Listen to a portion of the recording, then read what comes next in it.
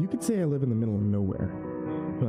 I prefer to call it the middle of the wilderness, though. And after living alone out here long enough, I thought I would be familiar with the land out here, and even more comfortable. But I never have gotten comfortable. Maybe used to this place, but never comfortable. Pretty sure I can hold my own out here for the time being. But even so, lots of weird shit happens out here. I had to finally have a way to tell strangers who probably won't judge me or call me crazy. Back to the topic at hand. Weird stuff. See, I'll start with the first odd experience I had here. When I first purchased this land, I was really excited. There was already a house on the property that was the perfect size for me. Not only that, but it seemed pretty new. The former owners didn't stay around very long. And yeah, red flags here and there, but how was I supposed to know how messed up this place was?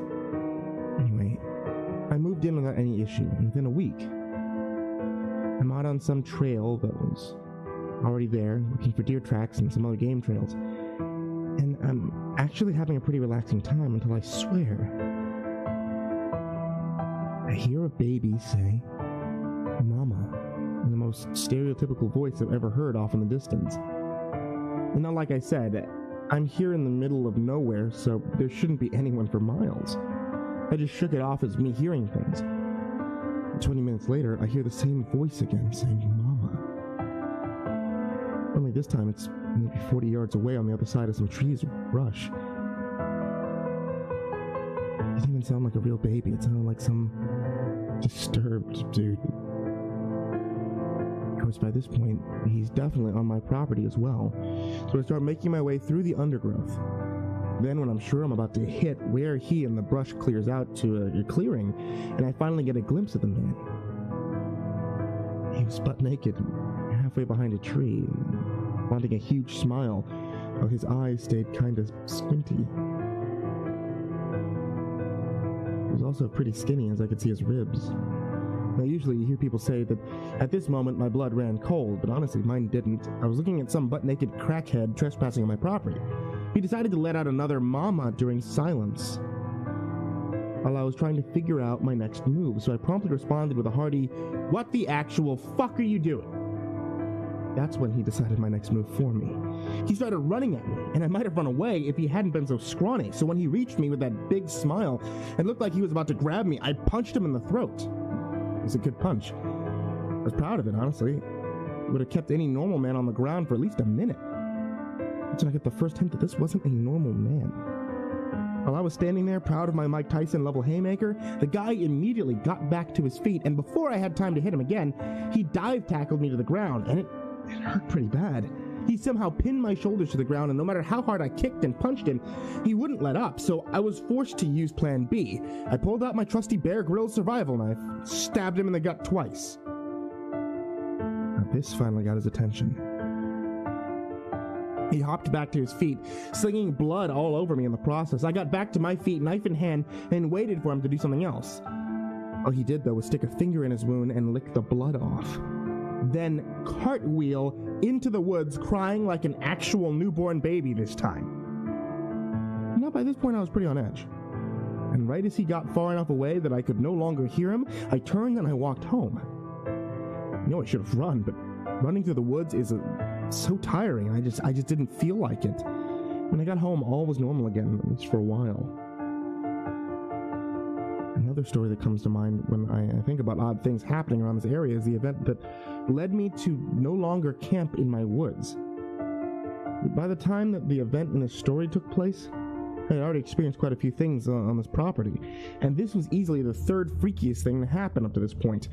Right behind the naked stab victim that cried like a newborn baby and cartwheeled into the woods.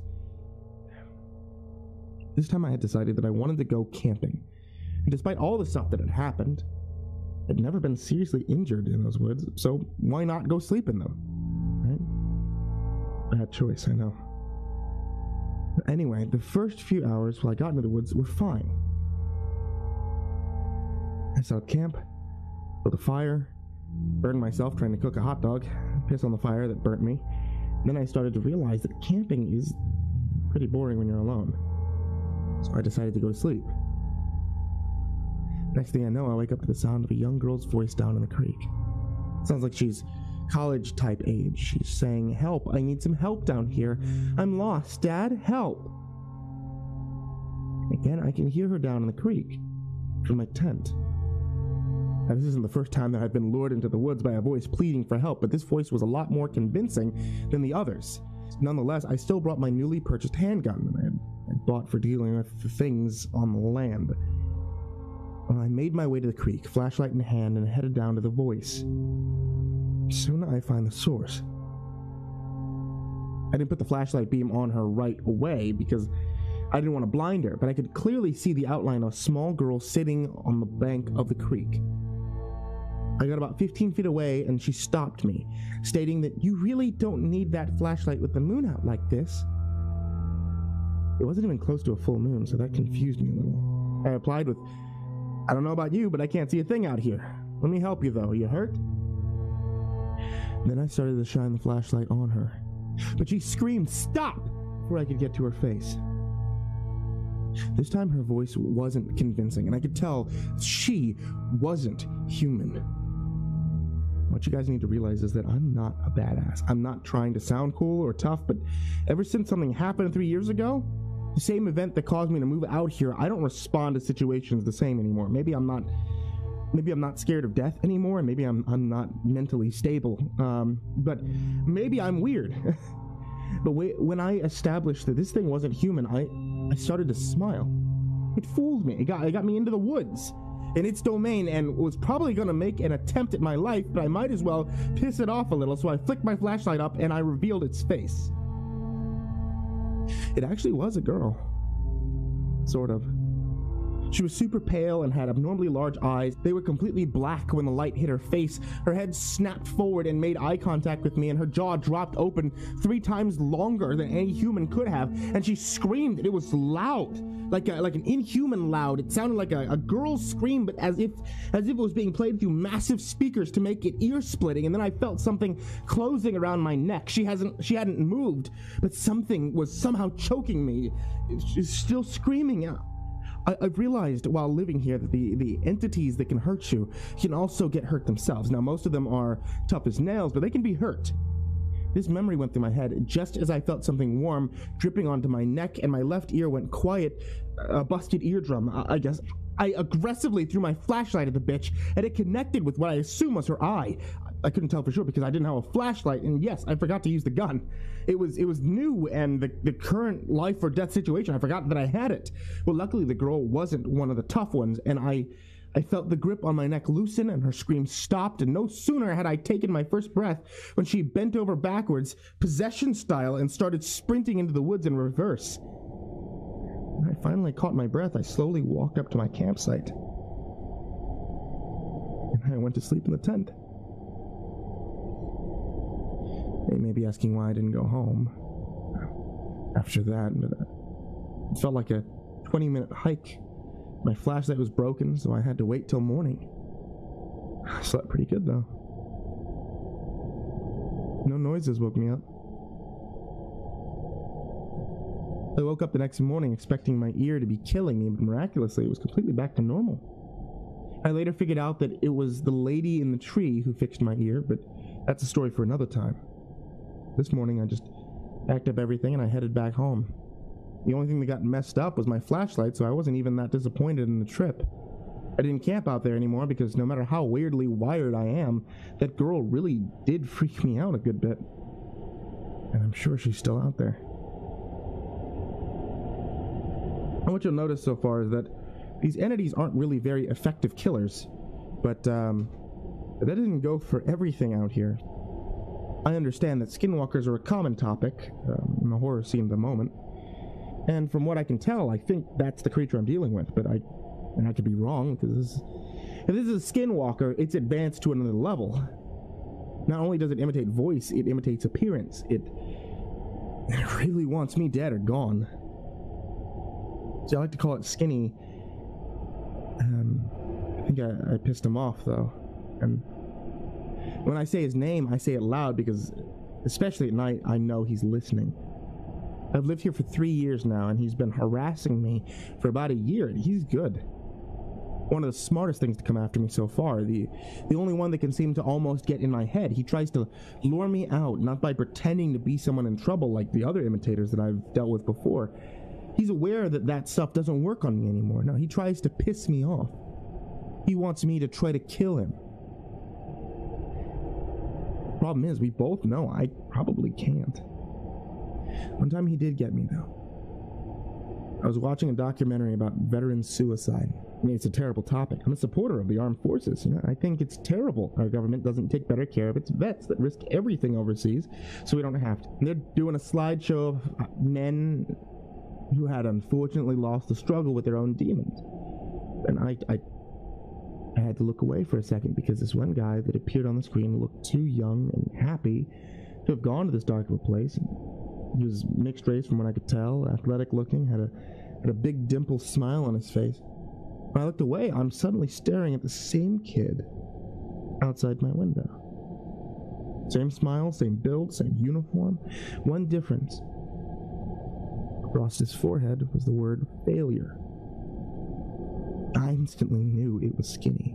He wasn't trying to imitate this kid, he was insulting him, and he finally struck a nerve. I had seen him imitate so many other people and try so many other tactics, but this was the one that finally broke me. I was ending this creep. I exploded out of my chair, bolted from my bedroom, grabbed my .45, and proceeded to walk towards the same window the young soldier was still staring through. I got within 5 feet and saw that the word has changed. It spelled out, I deserved it. And after reading this, I didn't hesitate to raise my gun and fire 2 shots. But I think he ducked them. Bastard's fast.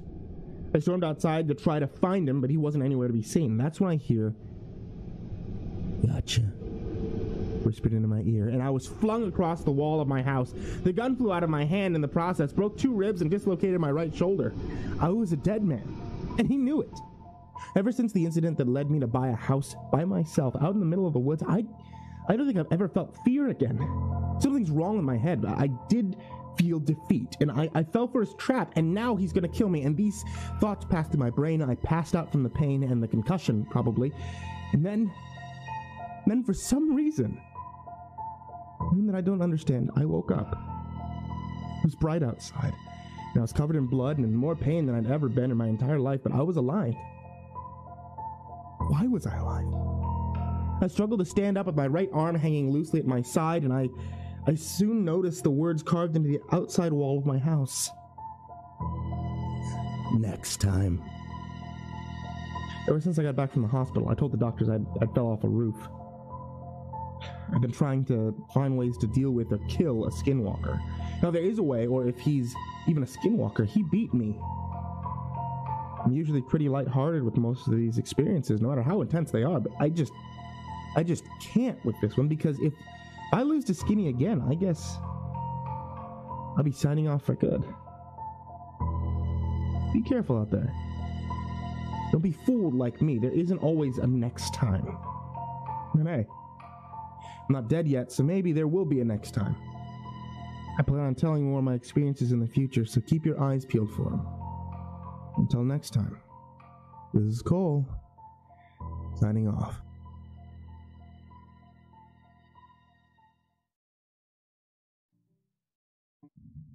My Property Isn't Normal, Part 2, by MurderBird17. Find more from MurderBird, check the links in the description down below.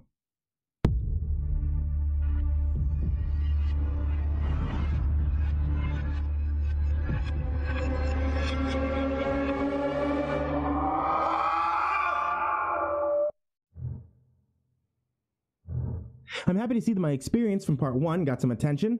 Wasn't expecting this stuff to actually get any traction. See, I'm mainly here to vent and have a place to catalog the stuff that's been happening around my house. People also seem to enjoy the part where the naked dude attacked me, then cartwheeled into the woods crying like a baby when I stabbed him. I'm not sure if he was human. Now I feel obligated to tell more of my experiences. Also, feel free to leave any questions that you have, and I'll try to answer them in the next post. With that being said, if you haven't heard part 1, I suggest you go back and give it a listen. I'm going to tell the following experiences as if you've already heard the other experiences. This place is not normal, after all. And it does take some getting used to. Well, now the intro's out of the way, I think we can start with Camo. And Camo's a fucking nuisance. The first time that I came into contact with him was during the first white-tailed deer season that I had on my property. Now I'm a hunter, but the program that is, quote, helping me after the incident said I wasn't allowed to have guns because the noise draws too much attention. It's bullshit. I live in the middle of nowhere, and there isn't anybody else for miles, unless you count the Chosen, but I'm pretty sure the program is worried about them. Luckily, the lady in the tree hooked me up with this .45 caliber I now have in my possession, but I didn't have it upon first meeting Camo, unfortunately. Anyway, back to the story. I first saw him when I was walking towards a ladder stand that I had set up in a tree to watch deer, since I couldn't kill them. And yeah, I could have a bow, but I'm shit with a bow. I'd risk just hurting the animal. I don't like the idea of an animal that's suffering because I couldn't make a shot that would kill it instantly. And now as I approach my stand, I notice a figure already sitting in it. It's about the size of a regular human. He was dressed in full camouflage. Pants, jacket, boots, hat, face mask, and backpack. He actually seemed like a regular person, which I hadn't seen any of those in the woods for the entirety of the 4 months that I've been living there. The things that live on this property are generally more extreme, but no matter how relieved I was to see a proper human for once, he was deep in my property and hunting in my stand. I had to get him to leave. I reluctantly shouted over to him, "Hey, you ain't supposed to be here. Time to go, dude." I was about 75 yards away, and to his left, but I yelled plenty loud for him to be able to hear me clearly. He didn't flinch.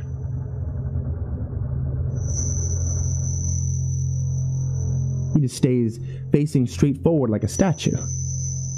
What a prick. Look, try to be creepy all you want, but ignoring someone like that is just rude. I know he hears me. I have reason to believe that he's trying to freak me out because I made him break character before. So, after I yell and he ignores me, I start getting impatient. I yell the same thing at him again, a little louder, and still ended up with the same response. What a dick. So now I'm livid because he's making me ruin all my chances for seeing deer this afternoon by making me yell at him. So, naturally, I start a brisk stroll over to tell him off to his face, or maybe kick his ass. And I already noticed that he didn't have a rifle, so I just assumed that he was watching like I was planning to do. Of course, he could have had a concealed handgun, but I'm a dumbass, so I didn't consider that. Then I hear the crunch of something under my foot, and the sudden sound of rope sliding across the surface at high speed. I froze for a fraction of a second before I could squeak out an, "Oh shit, I'm hanging upside down from my ankle." There was a loop around my leg that held me suspended 7 feet off the ground like a damn cartoon. I was like a fucking Looney Tunes character. I couldn't help but roll my eyes. I immediately knew it was Camo, and when I look up, or down, shit, I was upside down, so I don't really know where I had to look, but I saw him slowly climbing down the ladder, like, really slowly. What a dramatic guy. If he wasn't so obsessed with appearances, he probably could have killed me. That's what I think he wanted to do anyway. There was a machete on his hip that I could see now, and the blade was chipped in all the different ways to make it look like it was serrated. Wouldn't have been a very useful tool unless you wanted to use it to inflict pain. I think the biggest flaw with Camo's trap, though, was that he didn't account for the single fact that 99% of people who live alone in the woods learn to carry a large knife at all times. And that's a necessary thing if you want to stay alive.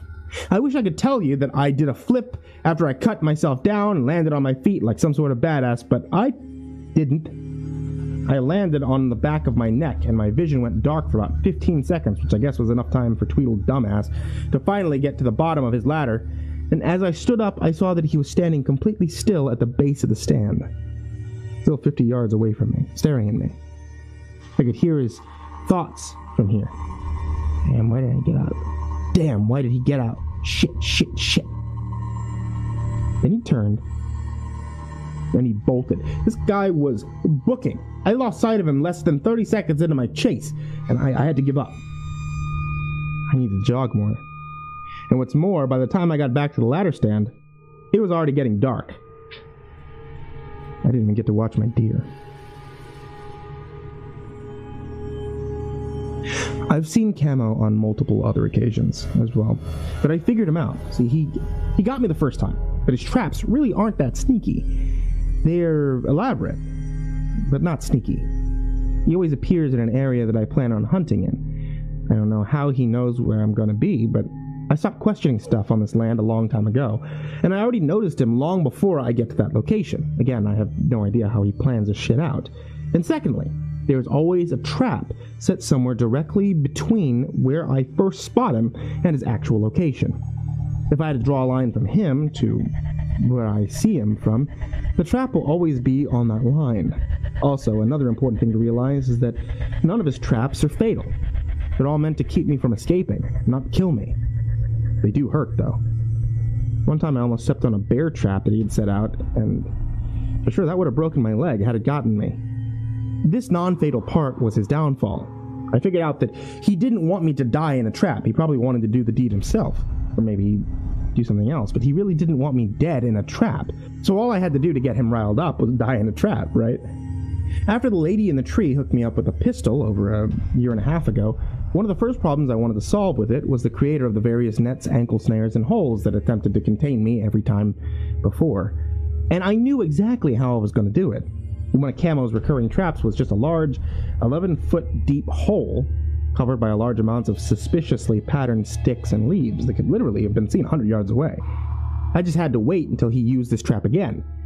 And after a swinging log that I think was supposed to knock me out, another net that was meant to land on top of me, I might add that it was made of wire so that I couldn't cut through it, but it also had a glare from the sunlight that made it impossible not to see.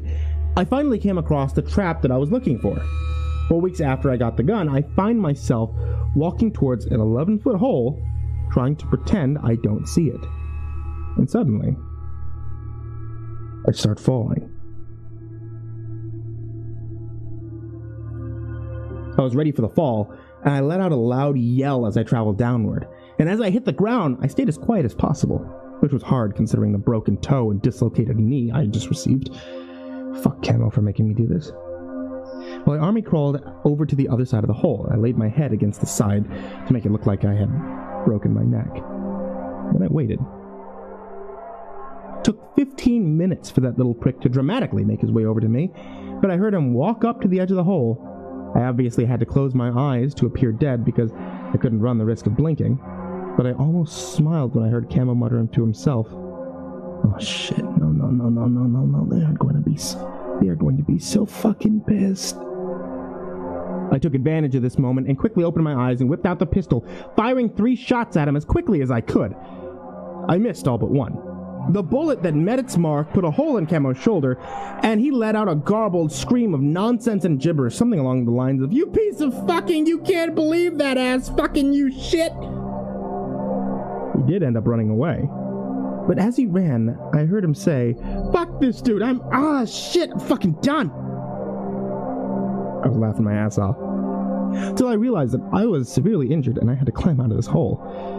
Good thing it was daytime though, or I might not have noticed the black rope that Camo had lowered into the hole while he was cursing himself for killing me. I somehow managed to pop my knee back in joint based on shit that I'd seen earlier in life, and climbed out and limped my way back to the house. And that was a good day.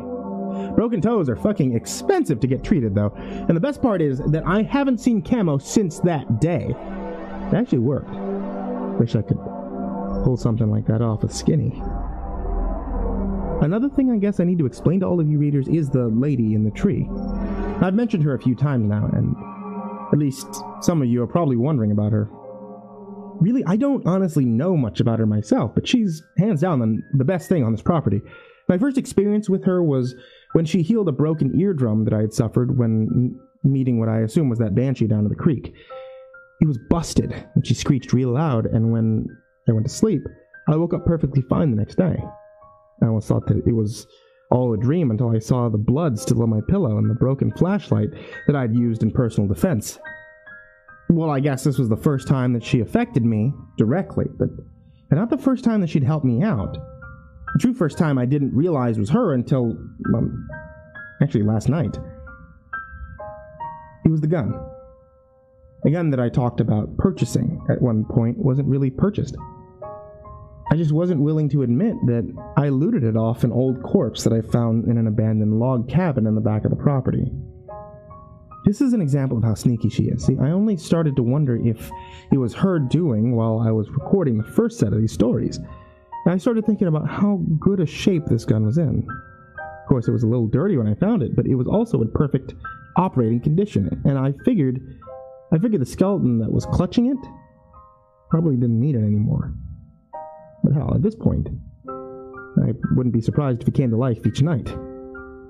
Either way, I left the cabin with a new sidearm and 2 boxes of ammunition. I didn't really think about it much because finding a gun on a body is pretty mild considering the events that go down here on a week-to-week basis, but yesterday I started questioning the real origins of this gun. It was so well maintained. New feeling when I got it, but the skeleton looked like it had been there forever. Not to mention the fact that the gun was unloaded and the boxes of ammo were unopened. But the skeleton looked like it had died holding the gun, like he was intending to use it. It didn't add up. So I headed back to the cabin and I found my answer. Everything was the same. Same as when I got there. As it had been over a year ago. I mean, nothing had changed, especially not the body. The exact same as before. I was nervous at first, not because the body scared me, but because the joke about the skeleton coming back to life from earlier wasn't really that far-fetched in this place. I'd never seen an undead skeleton, but I've seen other forms of undead. Maybe I'll tell you all about those experiences some other time. Nervous or not, though, I had to confirm my suspicions. I approached the body and I started examining the clothes. Just like I expected, the flannel shirt and brown jacket had no tags. Not like they had been ripped out, but like they were never there to begin with. And there was only one more thing to check. I took my knife and I scraped the blade down the skeleton's exposed arm bone. And sure enough, a shaving fell off of it. It was wood. The entire skeleton was made of wood and painted a light brown amongst other discolorations to look like the real deal. The lady in the tree is very talented when it comes to wood, but she could do so much more. I've only seen her in person 2 times. Once when I caught a glimpse of her smiling as she walked into an opening into a tree, only to close the opening with a door that fit so perfectly I couldn't see the edges when I walked up to it. It just looked like a normal tree. And a second time, 2 days after I encountered the screeching banshee in the creek, I saw her out the window of my front door, smiling in. She winked at me and ducked out of view. I ran to the door to try to see her fully, but by the time I swung the door open, she was gone in the night. Nowhere to be seen, which is really annoying. I would almost consider us friends by now. She still wouldn't show herself to me fully. Now, when I saw her for the second time, I didn't know what or who she was. But when I looked at the ground and her feet, I noticed a small sheet of what looked like to be homemade paper. And on it was a short message that read, "I wish to congratulate you on killing the Keelet. He was bringing an evil over the land that was distressing the forest. I don't know how you actually ended him, but I am happy all the same. I have seen you roaming, and I am certain you have seen me. We work towards the same goal, cleansing this land. My vows as a medicine woman keep me from directly interfering with the creatures of this land, but I wish you luck on your mission and will support you from the shadows as best I can. I hope your ears feel better." So I think the Keelet she was talking about me killing, I think was that rabid coyote that I had killed a few days before the creek incident. It was honestly, it was hairless and just staring at me through some trees. And I think it was trying to intimidate me to leave its territory, so I shot it between the eyes and I left. My territory, bitch. But this was the first time I realized that I had someone on my side in this land, and that was a relief. She was actually really helpful. Once I got bit by a rattlesnake. When I got home, there was a bottle labeled anti-venom sitting on my kitchen table. Another time I got bit by one of those, the shadow children while I was hiking, and when I got home, there was a bottle of purple liquid in a glass in the same place on the table, and I honestly expected it to heal the wound or something, but it just made me really drunk. I guess she couldn't help me much that time. She's done other stuff too, but now I'm kind of worried about her. See, I haven't heard or experienced any help from her in 8 months. I'm worried something got to her. Could have been worse. But she's mad at me. See, I mean, Skinny almost killed me 6 months ago, right? She didn't do shit. I've really grown to like her and even depend on her a bit, but she's just gone. I think I'm going to call it quits for this post, but hopefully I can stay alive long enough to do more. The hunt for Skinny continues, and if you don't know who that is, then shame on you for not hearing the first post before now. And if you do know who that is, I appreciate any suggestions you have for killing him. I'll see you next time. This is Cole, signing off.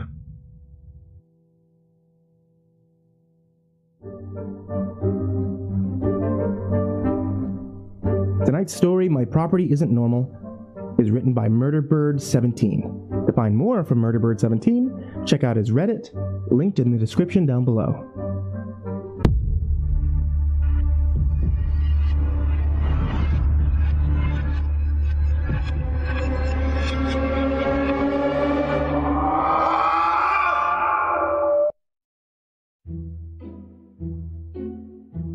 Hey guys, I'm back. I know it's been a few days since my last post. One of the pails chewed through the wires of my generator, and since civilians aren't allowed out here by the organization, I had to wait 3 days for one of their electricians to get out here. The only reason I knew it was a pail that chewed through the main cable was because I watched it do it. I was hoping it would electrocute itself, but I forgot the part where that's the only source of power for my house since the Chosen has stolen my backup. This is probably a good time to say that if you haven't heard the first 2 installments of this series, you should, because I highly doubt any of this will make any sense. They aren't long, and I'll make sure they're linked here at the bottom of the post. Back to the regularly scheduled program. I realized while I was stuck in the dark for the past 3 days, reading books, hiking out of pure boredom, that I hadn't told y'all about the pails yet. And they suck. But they're kind of funny once you figure them out. I've seen them on quite a few occasions on the property. The pails are white humanoids that crawl on the ground on all fours, usually dragging their belly and using the same motion that Spider-Man uses to climb the wall. They can move at about a jogging pace, and their faces are usually stuck in distorted expressions of pain or anger. And boy, are they stupid as all hell. Let me tell you about the first time I saw one. I had already been living here about 7 months, I think, so I was becoming familiar with the weird shit that calls this place home. I was out hiking some of the trails, kind of halfway looking for weird shit, halfway minding my own business, and suddenly I can hear what sounds like a baseball player sliding through the leaves of the forest, trying to reach home plate ahead of me. Only the sliding didn't stop. It was coming straight towards me. I prepare myself by taking out my trusty Bear Grylls survival knife and entering what I could describe as an aggressive stance. But pretty badass, not gonna lie. And expecting some creature to come barreling out of the bushes in front of me, I was a little shocked to see a butt-naked man with super pale skin dragging itself from under the brush on its stomach. What is it with fucking naked dudes on my land, right? And I get one pretty woman at least. But anyway, after I got done being flabbergasted and became aware of my surroundings again, I became aware that the dude was almost on me and was reaching out for my leg. So I jumped on his back, and it worked like a fucking charm. This little bastard didn't have human strength like some of the other things out here. So when I landed on its back, it couldn't do anything but sit there and flop its legs and arms around like a fish. At this point, I'm on the verge of tears. It hears me laughing and tries to turn its head and spit on me, which it can't do. And that made me actually start crying laughing. I fell off this thing at this point, and the creature quickly turned around and locked its teeth onto the toe of my left boot. I like to wear steel-toed boots around the property because even though they are heavy, I know that in a scuffle, being able to kick with a boot and not having to worry about breaking a toe is nice. This is what led me to realize that even though the creature didn't have super strength, it did have a super bite force. Now, when it first latched onto my boot, I wasn't worried, and I started trying to shake the thing off without much urgency. I already knew that it wasn't a man by this point because it didn't possess an asshole or other genitalias. But I got a little worried when I noticed the end of my boot changing shape as the steel in the end started to bend. I then said out loud, "If you don't stop right now, I'm gonna stab your head, you little shit." It paused, as if debating on the decision, and then slowly started biting down again while its eyes looked up at me, as if to try to call my bluff. I wasn't bluffing. A few seconds later, the thing is frantically clawing its way back into the forest with my favorite Bear Grylls survival knife, TM, still in the back of its stupid fucking head. Nobody likes a thief. Got back home fine, but I had to replace my favorite knife and get a new pair of boots. So, it's a pretty shitty hike. It was the next time I saw one, was when I figured out their biggest fear, and it's so stupid.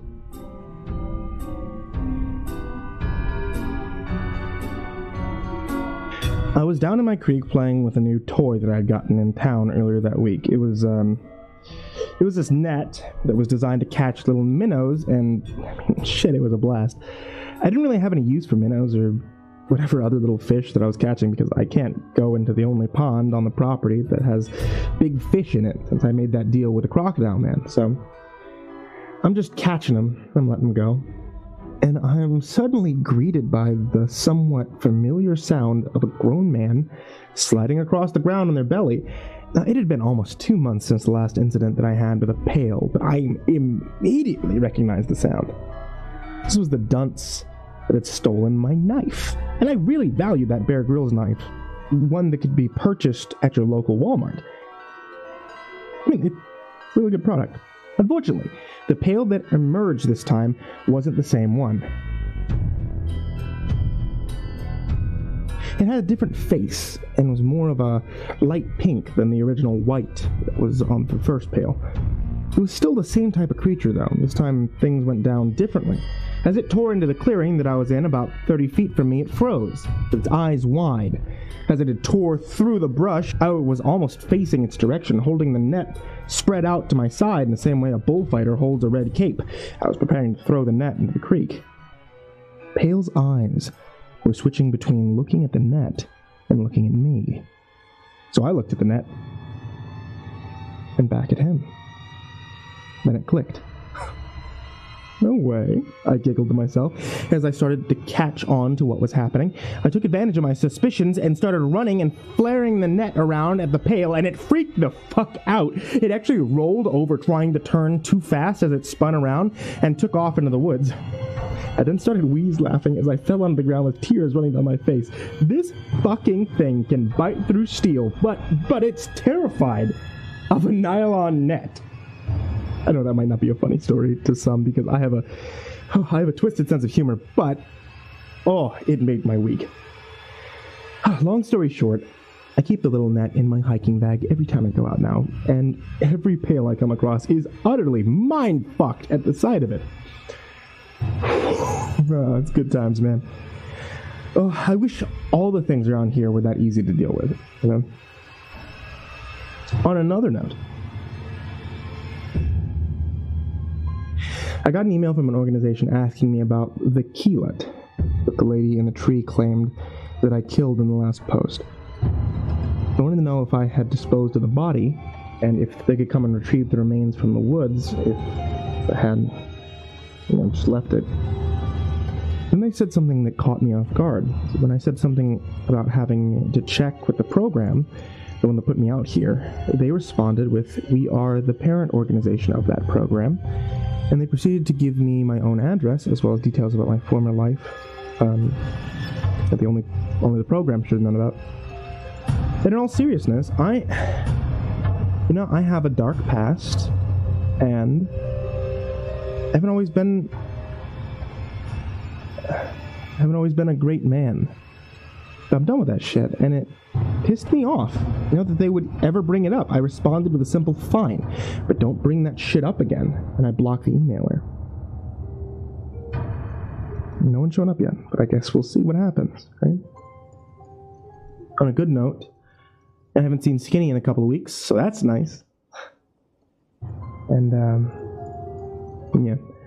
I'll see y'all next time, and feel free to leave your questions in the comments, and if you have any ideas what these pails actually are, or what a keelet is, then please tell me. If any of you are good with research stuff, I'd appreciate it. I'll talk to y'all again soon.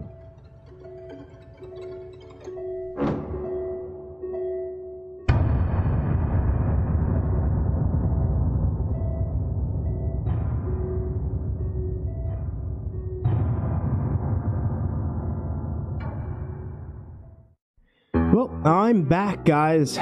Welcome to part 4 of this, documentary?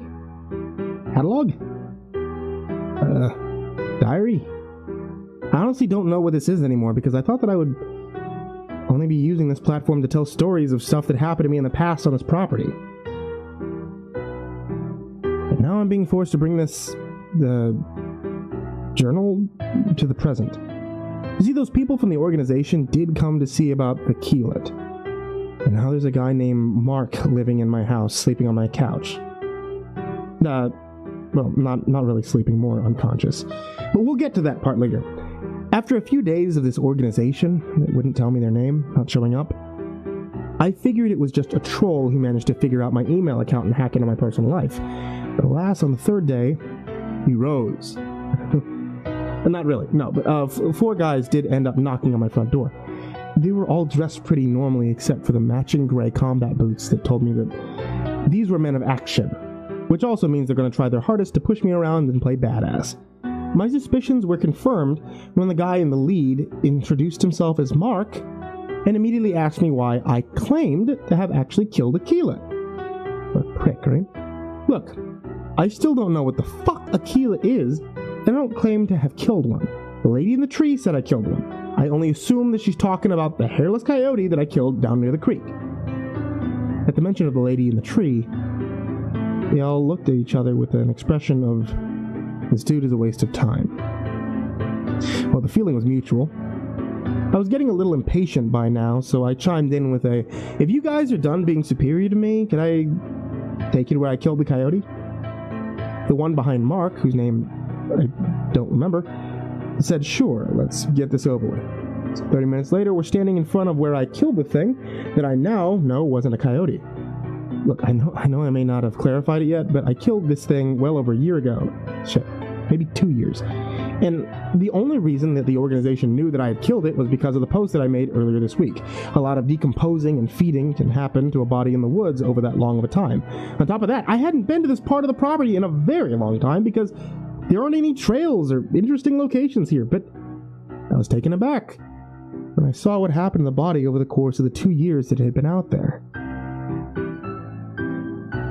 Absolutely nothing. The body looked like I had shot it yesterday. Only evidence that it was older was the fact that all the blood had all seeped out of the head wound and long since dried up. But the skin, the face, the fur on its paws, they were completely preserved. It only had fur on its paws, which was odd. When we got to the body, the snickering crew of 4 went dead silent. Now, you said you killed this around 2 years ago, didn't you? Said Mark. Yeah, but I hadn't been down here since. Why is the thing still preserved like that? What the hell's happening? One of the guys who hadn't said a word up until this point chimed in. Keyleths are so unusual and dark that nothing usually in nature will have anything to do with an authentic one. This includes bacteria, fungi, scavenger animals. Then he muttered something about a level 107 beast. Mark looked at me with a serious face and said, so this keyleth story's true. Does that mean all the shit you said in those posts about this place were true? Before I could answer with a, what do you think, asshole?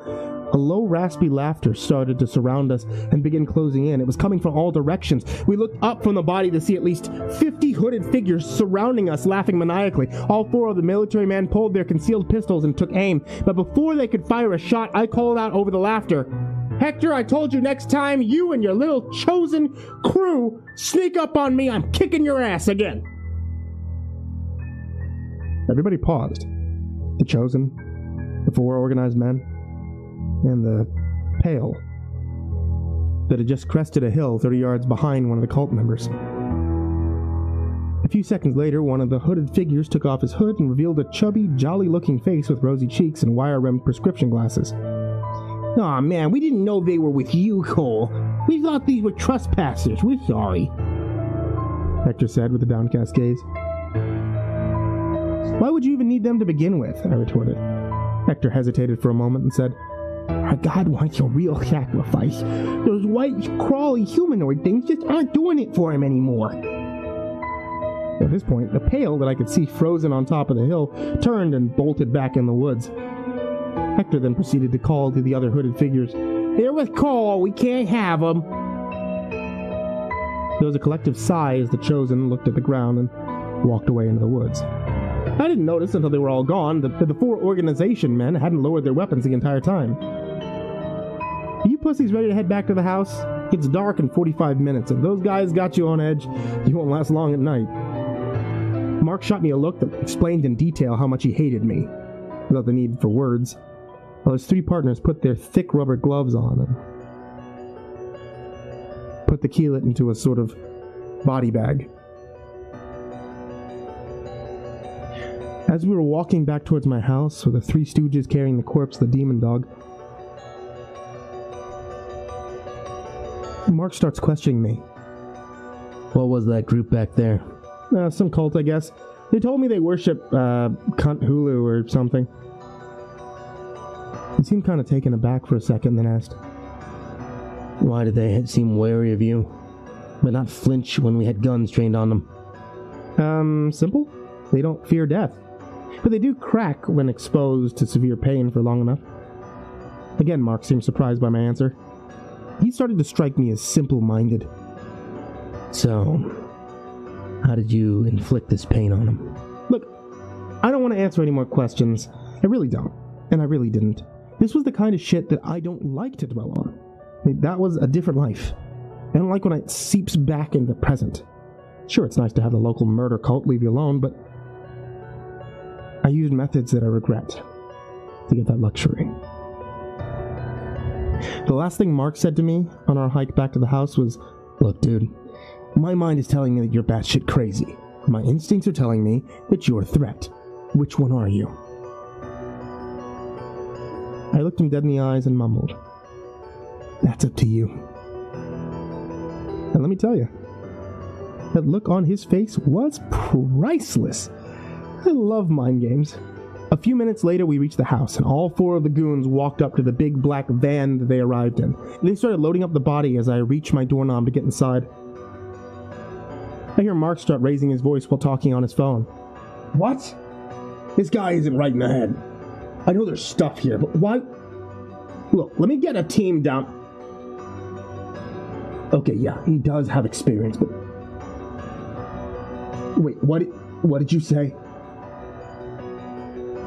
He then stared at me with a mixture of confusion and disbelief. I told him where I came from. I could tell by the way he looked at me. He hung up the phone without any more arguing and began to walk over to me. As he reaches me, he says, My higher-ups have told me I need to stay with you for a while and keep an eye on the activity around here. I responded with, You can't be serious. Wish I wasn't. They also wanted me to remind you that you didn't pay for this house or this property. And with that, I opened the door with my best butler impression and gestured for him to enter my home.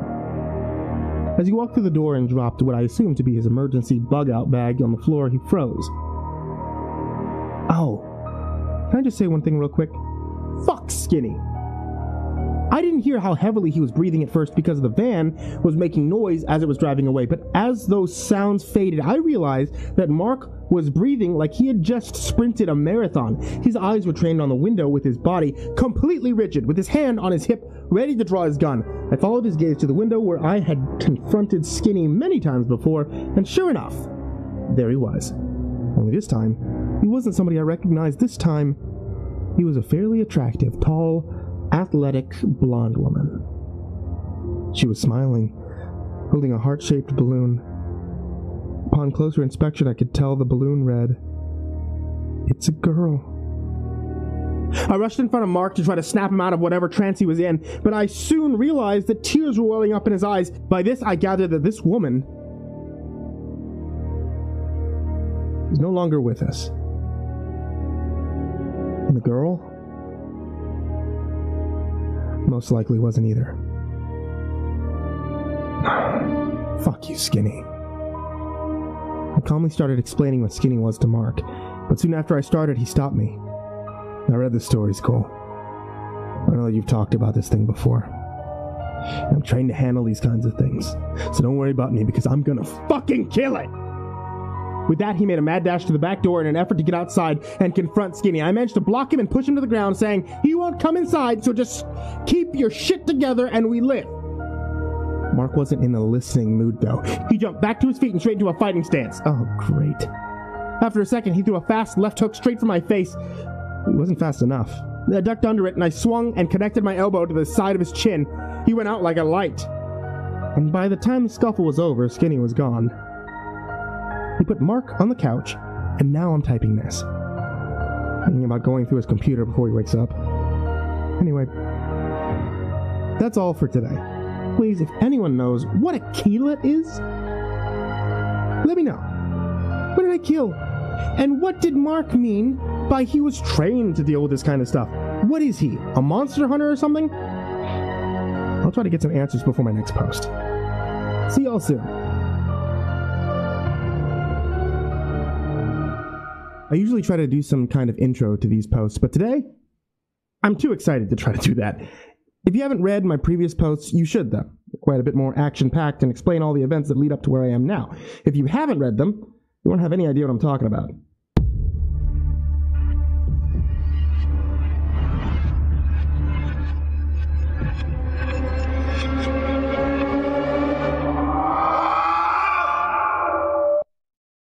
Y'all remember the last post where I joked about Mark being some kind of monster hunter or something? Well, I went through his computer, and I'll be damned if he isn't. He's got files on files of even more files of all these different tangibles, which I think means monsters. I even managed to find a file on the keyleth. I wonder they didn't believe I'd killed one. Apparently a keyleth is a creature in Native American mythology that's described as a furless dog-like thing. It does have fur on its paws, though, which supposedly makes it impossible to hear or track in the wild. Pretty tame so far, right? Don't worry, gets better. Apparently, looking at them is supposed to immediately fry your brain and disorient you, making you easy to kill for the creature, but that didn't happen to me. Only reason I can think of for the mind cooker effect not happening to me is because I didn't process things the same anymore. Not after the events that led me to live out here. Or maybe it wasn't even a keyleth. I mean, there was a few more details I didn't get to read because before I could finish, I felt cold steel on my neck. Mark had woken up and was now pressing a knife to my throat. What do you think you're doing with my computer? The fuck does it look like? I'm trying to figure out who the man that was passed out on my couch is. Mark thought for a second, still not moving the knife from my neck, then asked, Why? No, how did you knock me out? I know you have a dodgy history, but CQC fighting is my specialty. But all I can remember is going to hit you, and then it went dark. Careful not to move and slit my throat, I said, You got desperate? I went for a one-hit knockout. But frankly, your left hook is slow to hit your opponent when you clearly telegraphed exactly what you were planning on doing with your hips. I dropped under the blow and threw an elbow to the bottom of your jaw. The knife loosened a little. You seem to know your stuff. Well, I pretend to be a dumbass then. Excuse me? First of all, I'm not pretending to be anything. Second of all, fuck you. The knife fell away completely now. I took the opportunity to turn and start asking my own questions. So, you are an actual fucking monster hunter, huh? He paused for a moment before replying. Yeah, I guess I am. So why is an organization that employs monster hunters also the owner of the organization that is helping me escape my past? Mark winced this time. Not a good sign. Cole, the organization that's claiming to help you escape your past probably doesn't exist. My organization has many false companies that it uses to gather intelligence and run experiments. I have reason to believe they put you out here knowing about your past in an effort to see if anyone could survive in an area that's known for having extremely high levels of tangible activity. They also knew that if you were to die, they wouldn't have to worry about people looking for you. However, I also think that you have probably far surpassed their expectations. The higher-ups haven't actually told me so, but they can't possibly expect anyone to kill a keyleth on their own, or have fun with a creature like a fleshgate. Holy shit. Now that was a lot to take in. I took a deep breath, then cautiously asked, What the fuck is a fleshgate? Mark put both of his hands on his head and let out an, Ugh, serious dude. Does anything even faze you? Flesh gates are those things that you call pails. They're only level 4s, but still too much for most people to handle, let alone fuck with on any regular basis, like you claim to do. There goes that fucking level thing again. I had seen various levels ranging from 2s and 3s all the way up to hundreds on the reports that I read while browsing Mark's computer, but I had no clue what they meant. So what's all this level shit about? All the monsters on your computer have one, but I don't know what that means. Mark shot me an angry look. Guess he was still mad that I had gone through his shit. We based beast strengths on how many unarmed adult men we predict it could take down before being overwhelmed. 1 man equals 1 level. Just then, I remembered that the level beside the keyleth was 107. Wait, hold up. So you're telling me that the keyleth I killed was rated at... Before I could finish, he interrupted me. 107. No way. I know about the mind-baking stuff, but that thing was no larger than a golden retriever. No way in hell it could kill 107 people. Your people predicted that dog thing could kill 107 people. No, dumbass. They predicted it could kill 106, then lose at the 107th. I had trouble believing him. Look, Mark, I read about how they can cook your brain whenever you look at them, but I stared at the thing in the eyes. It had no effect on me at all. Why? This puzzled him. I don't really know. That's why I didn't believe it when I first heard that some dude claimed to have shot a keyleth on Reddit. What really confused me is why the higher-ups decided it was worth getting a team to go investigate. Now I know they were fully aware of the caliber of shit that happens here. Speaking of caliber, can I see the gun that you used on the keyleth? Ah, damn it. I knew this was going to happen as soon as I mentioned the gun in my post. The organization had a no-gun rule for me, which is why it was a pretty big deal that the lady in the tree had helped me get my hands on one. But now, they knew. They weren't going to let me keep it. Now, fuck off, dude. I'm keeping the gun whether your bosses want me to or not. To my surprise, Mark looked genuinely confused by my sudden response. I don't want to take your fucking gun. I just want to see it. A normal pistol shouldn't be able to kill a keyleth with one shot, no matter how perfect the aim is. I need to see what makes that gun so different and bring the bullets too. They're what I'm really interested in. He really didn't know about the rule I had been given about no guns. Weird. I reluctantly went into my room and retrieved my trusty .45 caliber thunder stick and the only box of ammo I had left. I started off with 2 large boxes of bullets, but over time my supply was whittled down to just half a box. As soon as I dropped the weapon and ammo onto the coffee table, Mark immediately started inspecting one of my bullets. Knew it. Do you even know what these are, Cole? 45 caliber? I responded somewhat slowly. Without looking away from the bullet, Mark began to explain. These are gnat rounds, specially designed to deal with an unholy creature of chaos. They're created when the metals used to make the bullets are blessed by a Native American shaman and medicine men. You can tell what they are by the slight warmth they give off and the small vibrations you can feel when you squeeze them between your fingers. However, these are the most active rounds I've ever come in contact with. They're much warmer, vibrate much more than any rounds that I'm used to. If the lady in the tree gave you these, she's likely more powerful than you realize. Mark looked up, maybe expected some type of awe at this revelation. Well, that's neat, I responded, somewhat dumbfounded. I guess it was cool to have enchanted bullets and all, but it didn't change much in the grand scheme of things. Kind of like how your car speedometer goes up to 120 miles per hour. Most people wouldn't even drive that fast, but it's cool to know that when the time comes, you might be able to. Then again, I guess the magic bullets came in handy when I shot the keyleth, as well as a few other things. But maybe I should be more grateful. Before Mark could scold me again for the lack of reaction to his astounding observation, we were interrupted by a knocking on the door. We looked over to see one of the 3 guys Mark had worked with when he first arrived. Through the window of my door, we could see him frantically beating on the wood, looking over his shoulder. Mark! Mark had attacked the van! Holy shit, Jack! Jack is dead and Philip's hurt bad! Come help me carry him, please! Mark started to jump up, then caught himself. Cole. This thing's good. It almost got me a second time. Shit. It almost got me with a fucking help me technique as well. I started to smile. At least Mark wasn't a complete dumbass. I watched Skinny as he began that stupid grin he always did when he got figured out. Then he darted off. Not much has happened over the past few days. I'm starting to get used to my new roommate. I'll still keep y'all posted, though. Something wild is bound to happen sooner or later.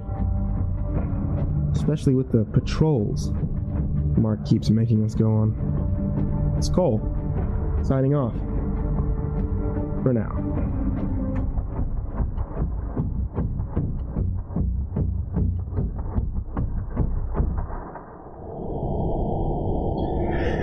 In the last post I said something wild was bound to happen sooner or later, and I wasn't disappointed. Mark's been living here for about a week now, and he finally got what he was looking for. Action. Wasn't really in his favor, though.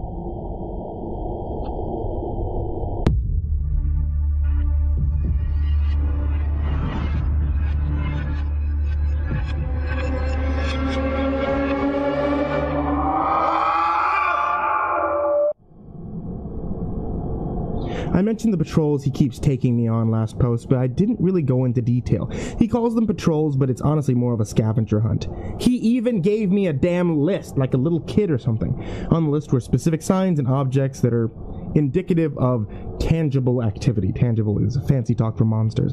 Now, I asked him what an intangible was as a joke, and he nonchalantly said ghosts and other shit that you can't touch. After I realized that he was serious, I popped the question. Why not just say monsters and ghosts and shit? He thought for a moment. Because the people who name this stuff are nerds. That's fair enough, I guess. I'm off on a tangent again. Back to the scavenger hunt. The list he gave me had a lot of stuff on it, and I was walking through the woods for the second time that day. One thing on the list kept catching my eye. Stairs. What the fuck would stairs even be on the list?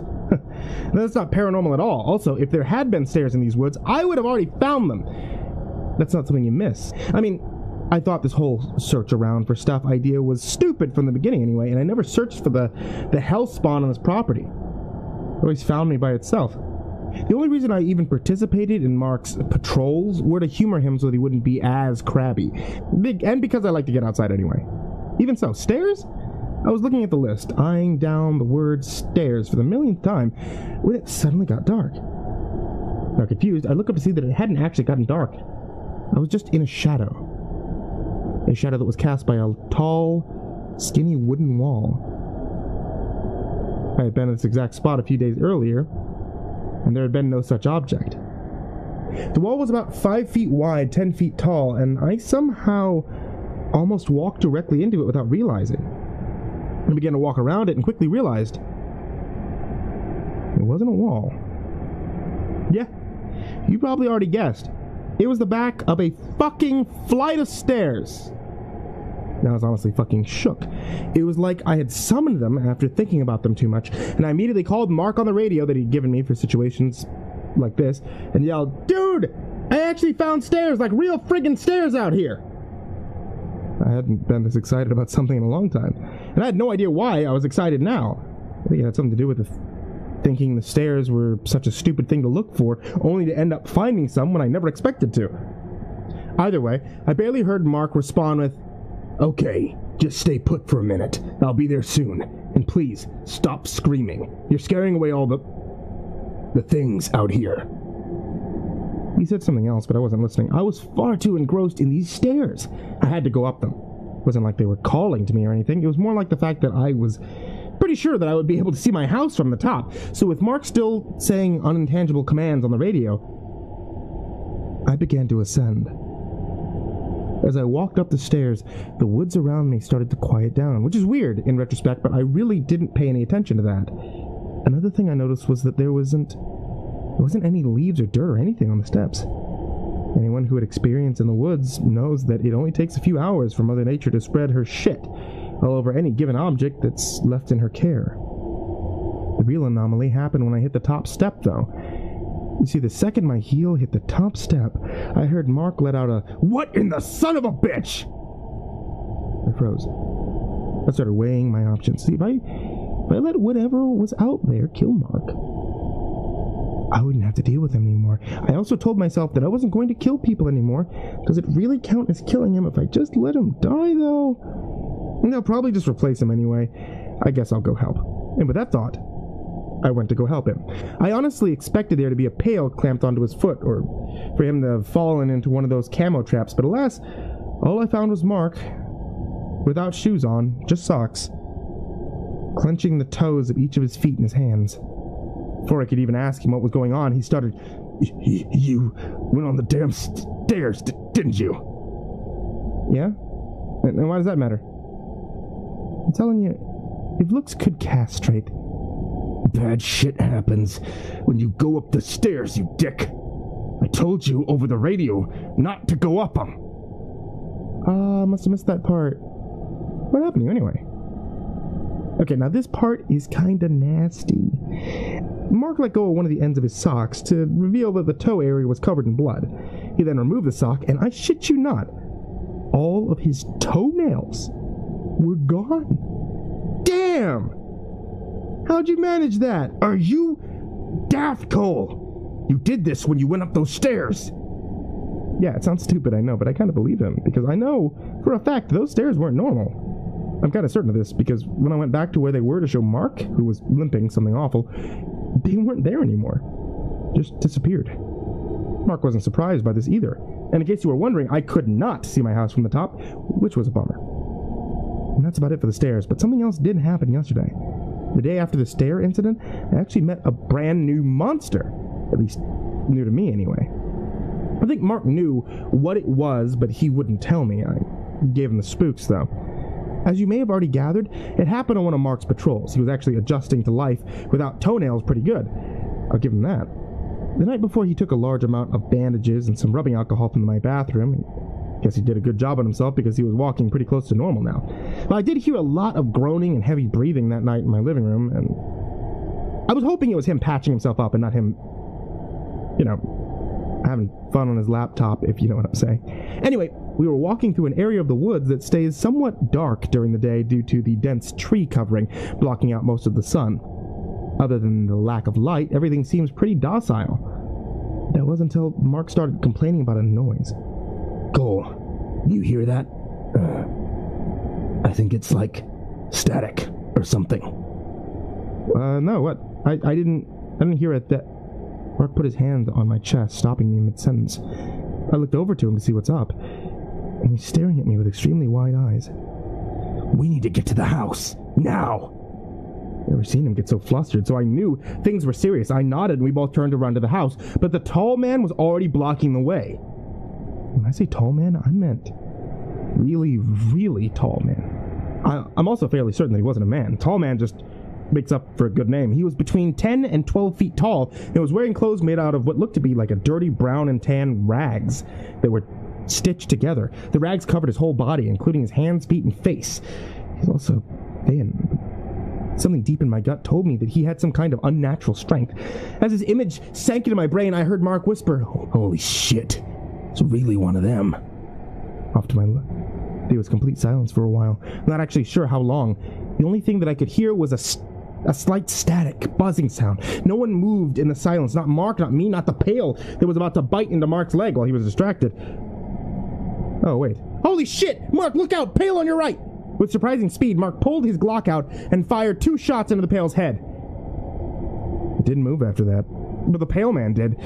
The sudden scuffle seemed to set the tall bastard into a rage, and the once subtle static sound grew into a roar. It was like no sound that I'd ever heard before, maybe something like the sound of metal being ground up by other metal. However, the sound was the least of our worries. It started sprinting at us. It was originally about 30 yards away, but it seemed to cover the distance in the blink of an eye. He was on us before we could react. He went for Mark first, reaching out for him with one of those long, skinny arms. His fingers seemed to stretch out just so they could reach all the way around Mark's torso. As Mark was lifted off the ground, kicking and yelling, he emptied the rest of his clip into the tall man's head. It did nothing. That's about the time when the big black tentacles ruptured out from the creature's back, 6 new weapons now ripping holes into the rags. This thing must be terrible at making its own clothes. Like, how hard would it be to just make tentacle holes so you don't end up ripping your clothes? Anyhow, I really didn't want this big fella ripping up marks, so I had to figure something out. Before it managed to obliterate old Marky, I drew my gun and emptied my own clip into the various parts of the monster in an effort to find a weak spot. No luck. In fact, the bullets bounced off him. One of them whizzed right past my ear. It was like under those rags he was made of steel, but I'm no quitter. See, I now had his attention, and I'm pretty sure Mark was going, unconscious at this point because he couldn't breathe due to the thing's death grip. I drew my brand new Bear Grylls survival knife, and I lunged at him with all of my strength at its legs, but I didn't stab it. See, if bullets couldn't really make it through this thing's skin, my knife didn't really have a chance. But I had a plan. I got behind it, only to get snatched into the air by one of its tentacles. I was immediately faced to, rags with this thing. Its tentacles were wrapped tightly around my stomach.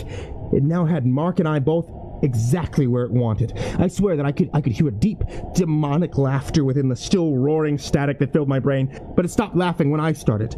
I began scream laughing, not really sure why. Sometimes I think that I might actually be insane. The tall man cocked his head to the side as if to say, "You do know you lost, right?" The only thing I was able to say before the last of my air was squeezed out of my lungs was, "I really hope this fucking works." And with that, I took the knife that was still in my hands, and I sliced at the tentacle as hard as I could. My hope was that since the tentacle could move so fluidly, the skin would have had to be much softer and weaker, otherwise it would be stiff and not flexible. Oh, how right that theory was. I was met with a spray of hot black liquid, and the static sound morphed into the sound of nails on a chalkboard. I fell like 7 or 8 feet to the ground and landed flat on my back. That shit hurt, but adrenaline is a hell of a chemical, so I was back on my feet almost instantly. 2 things I noticed off the bat. It was holding a now unconscious Mark, and my attack hadn't quite managed to slice through the entire tentacle, but I was close. The thing seemed to be deciding on whether or not to retreat, or to try to kill me again. I took advantage of his slight hesitation, and I leapt on the now limp tentacle. I grabbed it and yanked with all the force I could muster. Now, it completely severed itself from the beast. Suddenly, all the sounds in my head stopped, and I heard Mark hit the ground off to my right. I looked up only to see the tall man's covered head aimed at its now disconnected appendage. Then at me. Then at the woods behind me. Then at me. Then at his tentacle. Something tells me that he's never been injured before. And after he finished looking at stuff, he bolted backwards just as fast as he approached us. Yeah, he sprinted off. Yeah, backwards. What's with monsters and running backwards? Seems silly to me. And dangerous. Anyways, I ended up having to carry old Mark over my shoulder back to the house, and he could stand to lose a few pounds. He woke up a few hours later and interrogated me on how I managed to scare the thing off after he passed out. Told him I just ripped off my clothes and started running at the thing until it ran off. Mark said he won't let me see the thing's file until I tell him what really happened. But I really want to sell the naked story. Maybe I'll tell him what really happened later and let y'all know what the real name of the creature is. Or maybe I'll just keep trying to convince Mark that while he's a monster hunter, I'm a monster predator. That's it. I'll post again soon. And in case you were wondering, I haven't seen Skinny in a few days. Still haven't heard from the lady in the tree in a while. But life goes on, right? Be sure to check out the other parts of the series. I'll have the link below. Until next time, this is Cole, signing off.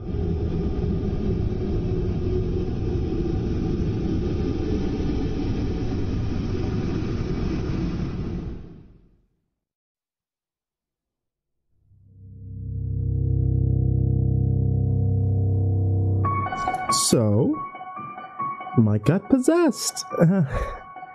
It's a new experience for me, honestly. Also, I think that we're going to have to deal with Skinny soon. So he destroyed a van the other day that was carrying supplies out to us, and I'll get to that later on, though. I actually learned a lot from the spirit that possessed Mark before it left. Oh, yes, it left. I didn't have to banish it or anything. Let me just tell you this story before I end up spoiling something.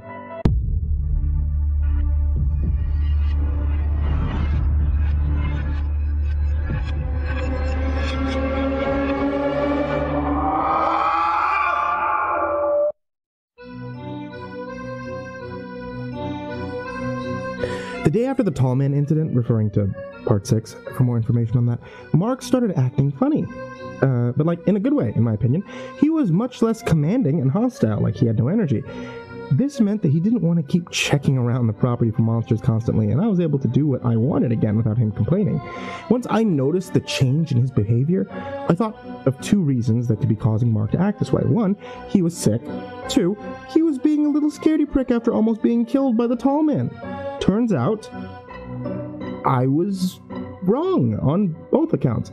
See, after 2 days of Mark being reserved and borderline unresponsive on my couch, I knew something was up. As much as I don't want to admit it, Mark is a badass in his own right. He isn't the kind of person to crumble after a traumatic event. He's a fighter. I was aware of his unnaturally aggressive fight-over-flight response when he first encountered Skinny and almost rushed out to certain death just to show Skinny that he wasn't here to play games. And on top of that, he didn't show any real signs of sickness. He was tired and slow to respond, yeah, but he wasn't sensitive to light like a concussion. He wasn't hot or cold, no runny nose, no terrible breathing, etc. It was on the third day of this strange behavior, yesterday, when I confronted him and got an answer. So, Mark, any idea why you're so tired and lazy and shit? And just as I finished asking this, Mark shot up in a sitting position on the couch and whipped his head around to face me. In a voice much higher than his regular voice, he exclaimed, "I thought you would never ask. I finally finished taking over this body a few days ago and was waiting for the right moment to reveal myself. You see, Mark is on vacation right now, and I'm taking his place." Oh. Nice. When will he be back? His wide smile quickly found itself upside down. "You know what, Cole? This is why I really hate you. You are literally no fun whatsoever." Well, I mean, if you aren't Mark, I don't know you, and how would you know that I'm no fun? Don't you know it's wrong to judge a book by its cover? Mark's... No. The replacement Mark's voice was starting to sound irritated. "I am a ghost, dipshit. I've been here for months trying to fuck with you. I even tried to possess you. But unfortunately for me, you are incompatible, and no matter how hard I try to get your attention or scare you, I was always met with you just brushing it off. I worked really, really hard, too. Like that time I moved the TV while you were watching. Or the time I put holes in all your socks to make your big toe pop out." Oh, well, I was finally starting to catch on to what was happening at this point. Oh, I thought the TV was just, holy shit, you're the one who put holes in my socks? You piece of cock meat, you made me think I had sandpaper toes. He chuckled a bit. "At least that one worked. Anyway, as you probably already know, being a ghost has its limits. It's extremely difficult to have any effect on the physical world, and we can't affect living tissue in any kind of direct way whatsoever. So now that I have a vessel, I can finally kill you." Oh, well shit, that escalated quickly. As I processed the new information I had just received, Fake Mark speaks up again. "One thing I bet you didn't know is that as a ghost, when I take over a body, I can't see all the host's memories. But the body still retains any natural reflexes and skills that the host has acquired through his or her lifetime. And this guy has some seriously badass skills." Fake Mark then sprang to his feet and did a roundhouse kick that shattered a nearby lamp into a million pieces, then turned to my wall, punched as hard as he could. Pretty sure he expected to punch right through it, but only ended up leaving some bloody knuckle prints. Yeah, that's there's a stud there, I said as Fake Mark doubled over holding his damaged hand. "I now realize that, thank you," he wheezed out before standing back up straight again. "Even so, this guy is plenty skilled enough to end your sorry ass," Fake Mark shouted with a wicked grin. You must have been out the first night he got here, but okay. He cocked his head a little after this comment, then quickly brushed it off and lunged at me. Now I'll try to explain what happened next as best as I can. As he rushed me, he threw a right-handed jab at my head. I countered this by hooking my arm over the inside of his shoulder with my left arm as I ducked the punch, and put my right between his legs so that I could lift him off the ground, and then did a fireman throw, which basically means that I tossed him into the air and subsequently slammed him back onto the ground by exploding back up into a standing position and releasing my hold on his legs while still keeping a strong grip on his shoulder. This made Fake Mark fly over my head and still slam into the ground at my feet. I wanted to explain how this happened so people don't just accuse me of bullshitting. And for the record, I don't think this would have worked on real Mark. I'm pretty sure that he would have seen it coming. Anyway. This should have knocked the breath out of him, so I wasn't ready when he punched the back of my knee and dead-legged me so perfectly I went straight to my ass. Middle school me would have taken notes on perfect execution of this move. Fake Mark ended up getting back up to his feet before me, unfortunately jumped onto me and pulled me flat on my back. Fake Mark then reeled his fist back for a final blow, and as his fist flew towards my face, I managed to move my head to the side at the last second, and his fist connected with the hardwood floor at a respectable speed. He may have been able to recover from this quickly if it hadn't been the same hand he'd already smashed into the wall a few moments before. As Fake Mark winced at the pain, I threw my leg into the air and proceeded to connect with his no-no square. It was more effective than the slam from earlier, that's for sure. I stood up slowly while Mark tried to decide if he should use his remaining good hand to grab his crotch or his shattered knuckles. Before he could decide, I grabbed his Glock that was sitting on the coffee table and took aim. It didn't take Fake Mark long to look up and realize that I now had complete control over the situation. He stood up, but he didn't make any further advances at me. He instead opted to put on a pouty face and plop down into the recliner in defeat. Then it hit me. Hey, why are you afraid of dying? This isn't even your body. You can't die again. Can you? Fake Mark snapped back into a still somewhat aggressive tone. If this body dies while I'm in it, I get sent back. I don't think I'll be able to escape again if that happens. Why are people always so vague when I ask any questions? Escape from where? That's an important detail. I fully expected Fake Mark to snap back again, but all he did was look at me in the eyes and mumble, "Hell." The absolute terror on his face seemed genuine. Usually I try to stay respectful and patient with someone in an emotional state like that. Unfortunately for Fake Mark, he wasn't a person, he was a ghost that was possessing my, acquaintance? And I didn't really appreciate that very much, so I continued with my questioning. How did you escape the hell for the first time? Fake Mark was surprisingly cooperative now. I found a gateway and walked through it, ended up in this land. I think there's some sort of portal to hell around here. It seems that most ancient creatures that come through instead of regular spirits, only thing I can figure is that they were banished to hell only to be let back out into this location. Oh, damn, I was expecting like a badass story about a battle with the devil, not an actual possible cause for all the crazy shit that's going on. Alright, well, you seem to know your shit. Why do I get the idea that you know more about hell and monsters than the average lost soul? I was a preacher in life. What? Then why were you in hell? Because I studied the occult in my spare time and skimmed out of the donation bowl. Oh, that makes sense. Guess God is cheeky like that. But what makes you think that all the weirdos in those woods come from a portal to hell? Big Mark then started speaking in a more relaxed and confident manner. Not all beasts out there come from the portal. Actually, most of them don't. Just some of the particularly nasty ones. You met one the other day. I think you called him the Tall Man. He is a recent immigrant. I think he got banished in the 70s by some monster hunting group. He was one of the more average ones, but you already know the most powerful one, don't you? At this, Fake Mark started grinning.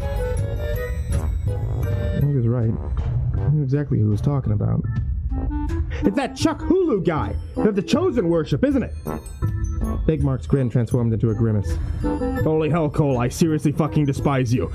It's that thing you call Skinny. Cthulhu was a cosmic entity from another plane of existence, separated from hell. Skinny, on the other hand, is absolutely a product of hell.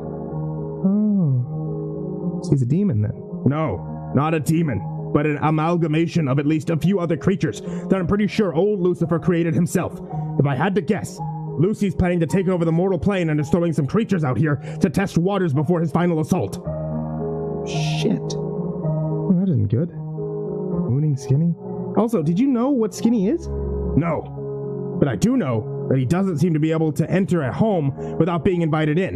And when he takes the appearance of something, whether it be a sumo wrestler or a baby rabbit, he maintains the same weight and strength as his regular form. Huh. And do you know how he stays the same weight? Because I once saw him spying on a squirrel, only to snap the giant branch that he was perched on under his weight, then proceed to shred the trunk of the tree with his tiny squirrel claws, until it fell out of frustration. I remember that tree. I thought it had been attacked by a family of six-legged beavers, the ones that lived down by the creek, but I guess that was wrong. Alright, it's beginning to seem like Fake Mark was a serious asset when it came down to knowing about the stuff around here. Also, I'm curious about what different monsters make up Skinny. If any of you have any ideas, feel free to comment, because I'm pretty clueless as of right now. The invitation thing is from vampires, though, isn't it? I don't know if that sounds too cliche to be true. Anyway, anything else you want to get off your chest, preacher man? Guess I hit a nerve with that question. Fuck you! I am a woman. I am tired of you being so damn clueless. What? I didn't know that women preachers were a thing. Again, poor choice of words, Cole. That's it. I'm leaving. They're practically screaming at each other at this point, which is, in hindsight, is really unnecessary. Okay, but to be fair, you don't look or sound like a girl in Mark's body, and all I ask is that you answer one more question. Fine. I had to be wondering about this since the beginning of the conversation, so I was ecstatic to get one more chance at it. You said I was incompatible for you to possess me. Why is that? At this, fake Mark took on a serious expression. It means you are either a descendant of some saint, or some godly power favors you. Or maybe... No, that couldn't be. And with that, fake Mark seemed to pass out. Guess it was the spirit leaving his body. Soon after, real Mark started to wake up and ask where he was. I told him that it was a long story, but he should probably get some fresh air before I told him. When he grabbed my outstretched hand so that I could help him up, I squeezed. While he yelled in pain, I calmly told him, "You owe me a new lamp." And that's all for Mark's possession. See, he actually took the news pretty well. I think he's been possessed before or something. I kept the part about me being incompatible to myself, not really sure why. It just didn't seem like something that I should share at the time. Things are heating up around here. Something big's gonna happen soon, and when the information that we got of the spirit preacher lady, it's starting to look like me and Mark can't do this on our own. I think he called in backup, but he won't actually tell me for sure. He just keeps looking out the window a lot. I'll update again soon. This is Cole. Signing off.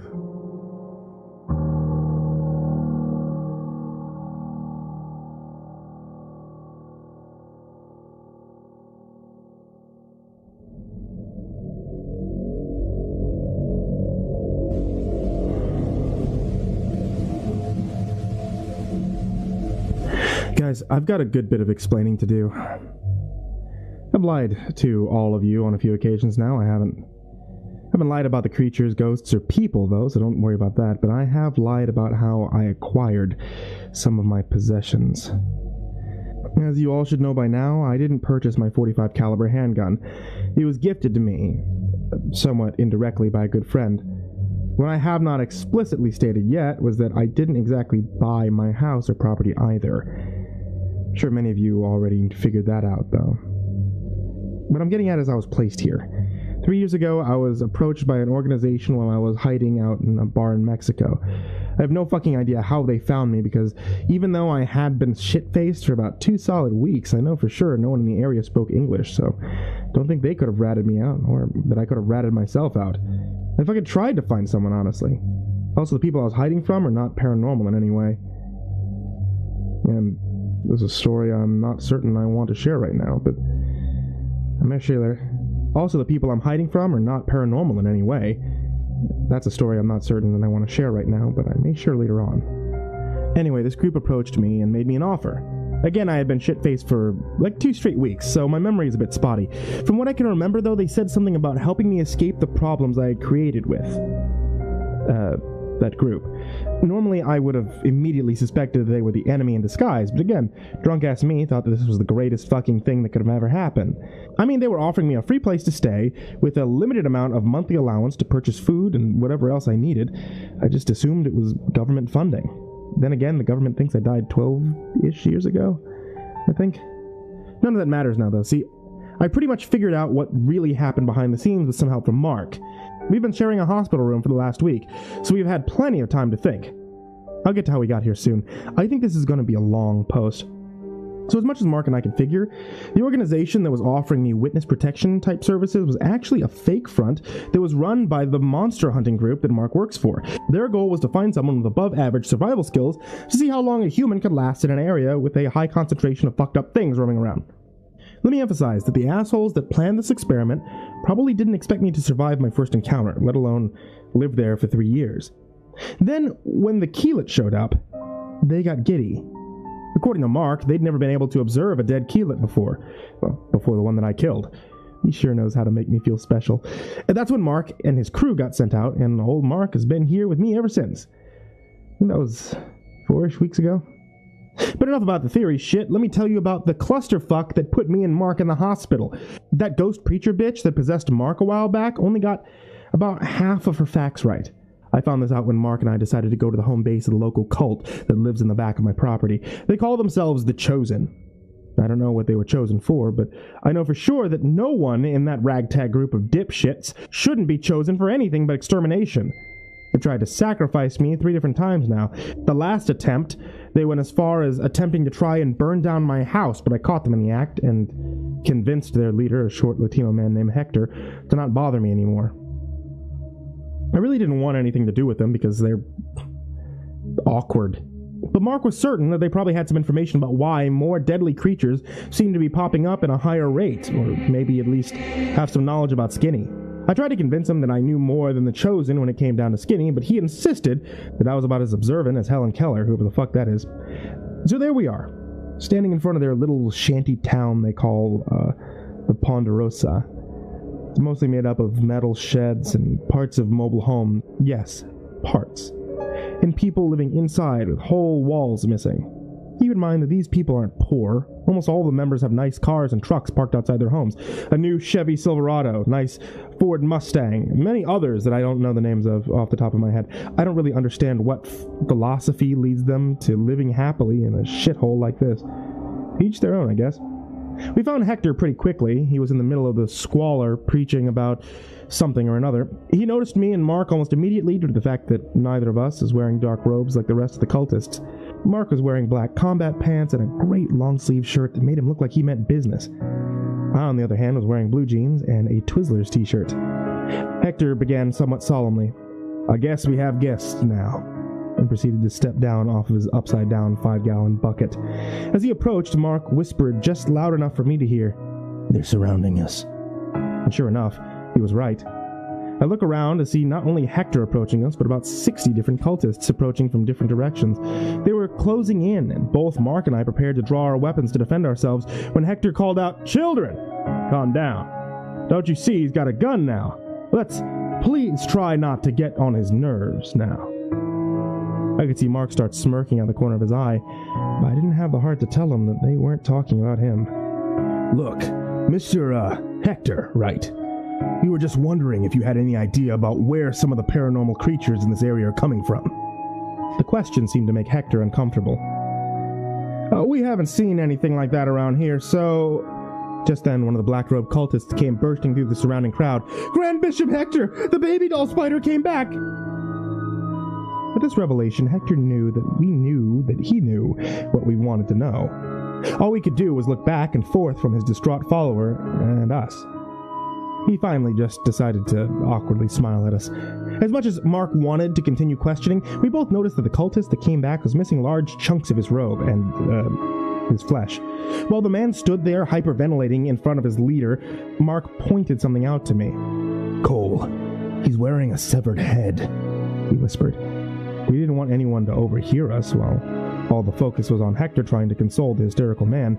I pointed to Mark's observation with, "Look, if that thing is coming, you might have to put the Skinny hunt on hold. Much as these people are a nuisance, I really don't want to see a community get slaughtered."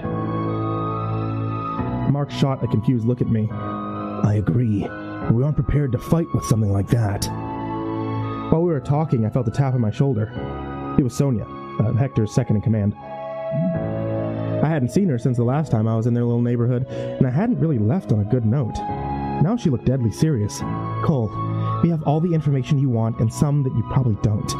But before I tell you, we need your help. This thing is going to tear us to shreds, but I have a way to get rid of it." Sonia was the only member of the Chosen that struck me as a somewhat smart person. I think she was raised into the cult, and that was the reason why she hadn't left. In some twisted way, it's her only family. Before Mark could protest, I answered, "We're in. So what do we..." I was interrupted before I could finish my sentence by a loud screeching. The sound was beyond unnatural. I could describe it as a young woman screaming in terror, but the tone kept changing instantly, like a shitty auto-tune from hell. Mark and I looked to each other. Fuck. Fuck indeed, Mark. Fuck indeed. I looked back to ask Sonia what she planned on doing, but when I looked in her direction, she was already sprinting off. I really hoped that she was grabbing some sort of secret weapon and not just being a coward. I didn't have time to dwell on these thoughts, though. "There's the beast, cresting the hill," Mark said as he jerked my attention back to the situation at hand. Sure enough, As I looked through the trees that led upward, I could see a mass of tan, white, and dark red charging down the hill. As it charged closer, the cultists started running around wildly, some pulling out their spears and knives, but they looked like they were trying to use chopsticks for the first time. They weren't going to be much help. I was starting to make out some details on the thing as it approached. The main defining feature of the baby doll spider was that it was in fact made out of what looked to be baby dolls. They're not just dolls, though. Mannequins, cosmetic practice heads. It seemed like all the different objects were held together by some magic stickiness. I disagree with calling it a spider, too. It had 4 legs and 2 arms. It was shaped more like a centaur. Another odd detail was that each part of its body was made up of that specific body part. Where the head should be were a massive mannequin doll and other forms of heads that were just crammed together. Same rule follows for legs and arms, torso, and so on. Mark, what the hell is that thing? I don't know. Usually if you see a doll or something moving around, that's a possession. That lady you were talking to better have a good idea. The abomination was now closing in and had reached one of the outermost sheds that dotted the Chosen's headquarters and began tearing it to pieces. I don't think guns are going to work on this thing. I bet it doesn't have internal organs that bullets could damage, and I doubt that it would respond to gnat rounds since it doesn't look Native American. We're going to need to use stuff that'll break it, Mark said as he grabbed a spear from a nearby cultist and slung it at least 40 yards to hit the thing on the torso. What the fuck? Mark can throw spears now? Even though it was a solid hit, the monster didn't reel back at all. It just looked in our direction and let out another screech before charging at us at full tilt. It was at this point that I realized that the beast was not colored red anywhere on its body. All of the deep red that I had seen was just blood that was caked onto the baby doll centaur. Oh, damn it! Doll spider does sound better. As I got closer, Mark yelled, "Get its attention, I got an idea." I nodded and pulled out my .45 pistol, knowing that it wouldn't kill it, but it could at least distract it. I now realize that I'm actually starting to trust Mark with my life. Something I hadn't done in a long time. I started hitting center mass as the creature neared 10 yards from Mark. He now stopped and turned towards me. Mark took advantage of this brief pause and sprinted at the creature. I was confused by this, until I saw the round thing in his hand, a grenade. I kept firing and Mark slid under the belly of the beast and plunged his hand in between the parts that made up the creature's torso, then continued his slide out from the other side. As he got back to his feet, he yelled, "Cover!" and dove behind a nearby Cadillac. All the creature had time to do was start looking over at Mark's direction before it was obliterated by a teeth-rattling explosion.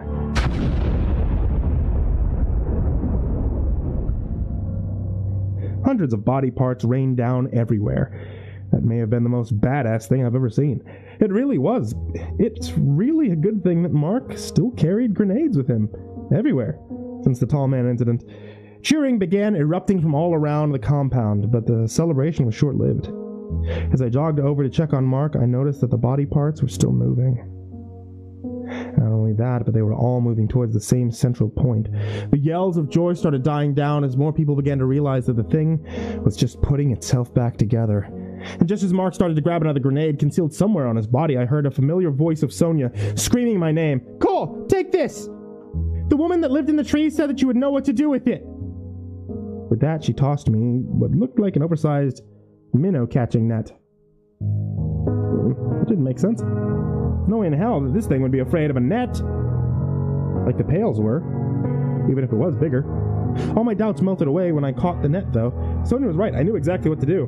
A wave of, something came over me when my fingers made contact with the net. It was like an absolute certainty of something, but I wasn't sure of what exactly I was certain of. I looked down at the net and realized where the weights were on a normal minnow net, this one had medium-sized rocks. On these rocks were symbols or runes of some sort that I didn't recognize. They would have been hard to see on the rocks if they weren't glowing a bright blue color. Mark looked at me with a stare of confusion, then snapped back to reality and commanded, "Get your ass in gear and use that thing!" I bolted in the direction of the now half-formed doll spider, and I slung the net over the wriggling mass of body parts. Nothing happened. The body parts kept moving in place, and the net didn't seem to faze the thing. Oh, shit. I could hear Mark say to himself from behind me. And then it hit me. It was like I remembered something that I had never learned before. Before I knew what I was doing, the word Rakulscha erupted, escaping my mouth. All at once, blue runes changed into a deep red and smoke started rising from the net. The beast managed to get one more half of a screech in before it... Well, I guess it just kind of stopped existing. While the cheering started to erupt again amongst the cultists, I immediately approached Sonia. Something she had said when she first approached me was hanging heavily on my mind.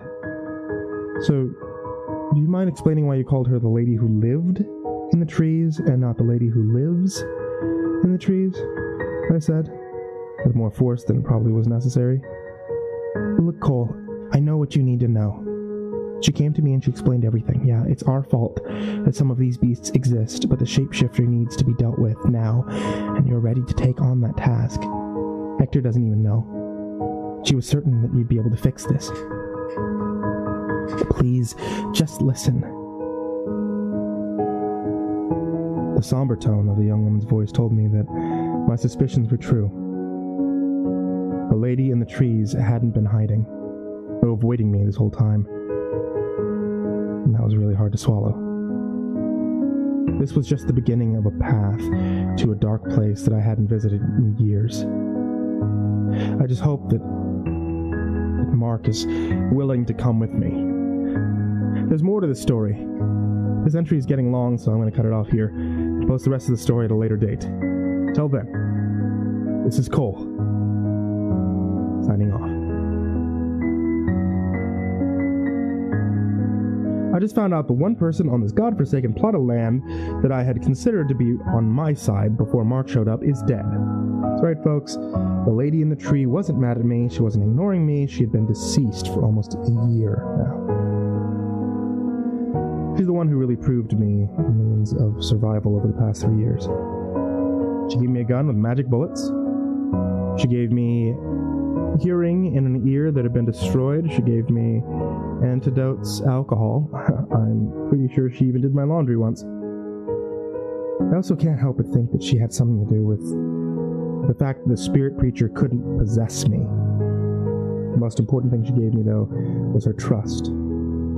Based on the few times she had directly communicated with me through letters, she had always alluded to the fact that I was supposed to be the one to help cleanse this land of the supposed darkness. Like I was the chosen one or some shit. Whether I'm actually special or not, though, she trusted me absolutely and failed. In her mind, I was battling these monsters and scaring them away from here. I was the hero that she had been waiting on. She couldn't fight the creatures directly due to some sort of oath. In reality, all I've done for the past 3 years was dick around and get lucky. I've never gone out looking to solve the monster problems around here. Even when I set the trap for Camo, that was purely selfish in reasoning. I was just annoyed by his constant attempts at trapping me. I didn't do it for the greater good. Looking at my life, I've really never done much to serve anyone else but myself. Even stuff I did after my dad was killed. I wasn't avenging him, I was getting revenge from me. I don't know why she ever decided that I was the one that would make things right. What instincts had told her that I was the man that could finally change something? I really wish she'd never decided on me in the first place, because that fact alone is why I typed this in my hospital bed. My throat is hurting, my lip is trembling. Actually, that might be the hospital food's fault. Not really sure at this point. Enough sad monologuing, though. Time to get back to what happened. Sonia had some explaining to do, and I fully expected to get every ounce of useful information from her. First question I needed answered was, what the hell happened to the lady in the tree? Sonia, what happened to her? She looked at the ground. It was obvious that she was dreading having to explain this to me. She snuck into what was left of my shelter in the middle of the night, after Skinny attacked the Ponderosa. She told me. At this, Mark, who seemed to materialize out of nowhere, cut her off. I understand you want to get right to the part where the tree lady died. But first, there's some other questions that need answering. Why did Skinny attack in the first place? Do you know where he came from? Do you know how to stop him? I turned to argue with Mark because I was the one who wanted to get to the part where she died, but unfortunately, Mark was right. Yeah. As much as I want to hear about what became of the lady in the tree, we need to start from the beginning. Now, what was that you were saying about some of these monsters popping up that was your fault? I guess Mark hadn't heard that part of the previous conversation, because now he looked at me with surprise etched into his face. Sonia was even slower to answer this time. Well, Cole, It wasn't my fault per se. You know how stubborn and persistent Hector can be. I didn't really like where this was going, but I had a pretty good idea. Yeah, I mean, he tried to kill me. What, 6 times, I think? Without thinking, Sonia replied, 9, but that's not what's important. What's important is that Hector has been trying to summon Cthulhu for years now, but in the last year, he's finally started having progress, somewhat. Mark chimed in. What exactly does this progress consist of? The young cultist paused for a moment, deep in thought. Well, that attempts at summoning rituals started working, just not as we planned. Things were coming through the portals we created, and things weren't what we meant to summon, though. So far, we've summoned a 15-foot-tall cloaked tentacle man that has been kidnapping our brothers and sisters on a regular basis, until recently the baby doll monster that you both saw, and the spirit that keeps creating minor inconveniences like broken plates and shoelaces being stolen from their respective shoes. But this last thing we summoned, by far the most vicious, was the shapeshifter. I couldn't believe what I was hearing. So let me get this straight. You people are responsible for the tall man, the ghost preacher bitch, the baby doll abomination, and Skinny. Was there even a point where you thought, damn, these rituals aren't really helping us out very much. Maybe we should stop? Sonia shrugged as she looked at me. This is Hector we're talking about. Well, she had a point. Hector didn't know when to quit. Mark decided to pipe up again. And what finally happened to convince you that these rituals were a bad idea? When the shapeshifter killed half of us and only stopped after saying that he was going to take a nap and come back for the rest of us later. Yeah, well, that's pretty solid reasoning, I said after considering what she said. So, was it during Skinny's nap that the lady in the tree came to talk to you? I asked. Yeah. It was a few hours after the attack. The community was absolute chaos while Hector tried to calm everyone down. I was in my shed, trying to figure out what I absolutely needed to take with me when I fled. And that's when I hear a woman whispering, "Hey," to me. It was her. I immediately knew she wasn't one of us because, well, she doesn't wear much in the way of clothes, and we're very strict about our dress code here. What did she want? This time Sonia took a deep breath and closed her eyes before answering. She said that she had a way to save us from the shapeshifter, but she had a message and a few things that she needed to leave with me. After telling me this, she went back outside for a moment, and when she came back, she was carrying 3 large nets. She explained that the nets were for the man who lived up on the hill, you, and that I was to give them to you as soon as possible. She also said that she thought of a way to keep the shapeshifter from attacking anyone again until you had a chance to deal with him. The revelation puzzled me. I knew for a fact that the lady in the tree couldn't directly attack or harm any creature as part of an oath. Mark stayed silent, deep in thought. I, on the other hand, kept on pressing Sonia for answers. So why the fuck didn't you tell me any of this sooner? This information would have been I don't know, like a year ago? Sonia flinched as I finished my sentence. Honestly, Cole, I was just scared that if you saw me, you'd want to kick the shit out of me. I guess I couldn't blame her for that one. I did kick the shit out of Hector, right in front of her a couple years ago. Okay. Did she tell you how she planned on doing this? She never got the chance. Before she could explain any further, we heard screaming along with the sound of ripping metal outside. We rushed out to see a 9-foot-tall Ronald McDonald ripping someone in half while laughing like a madman.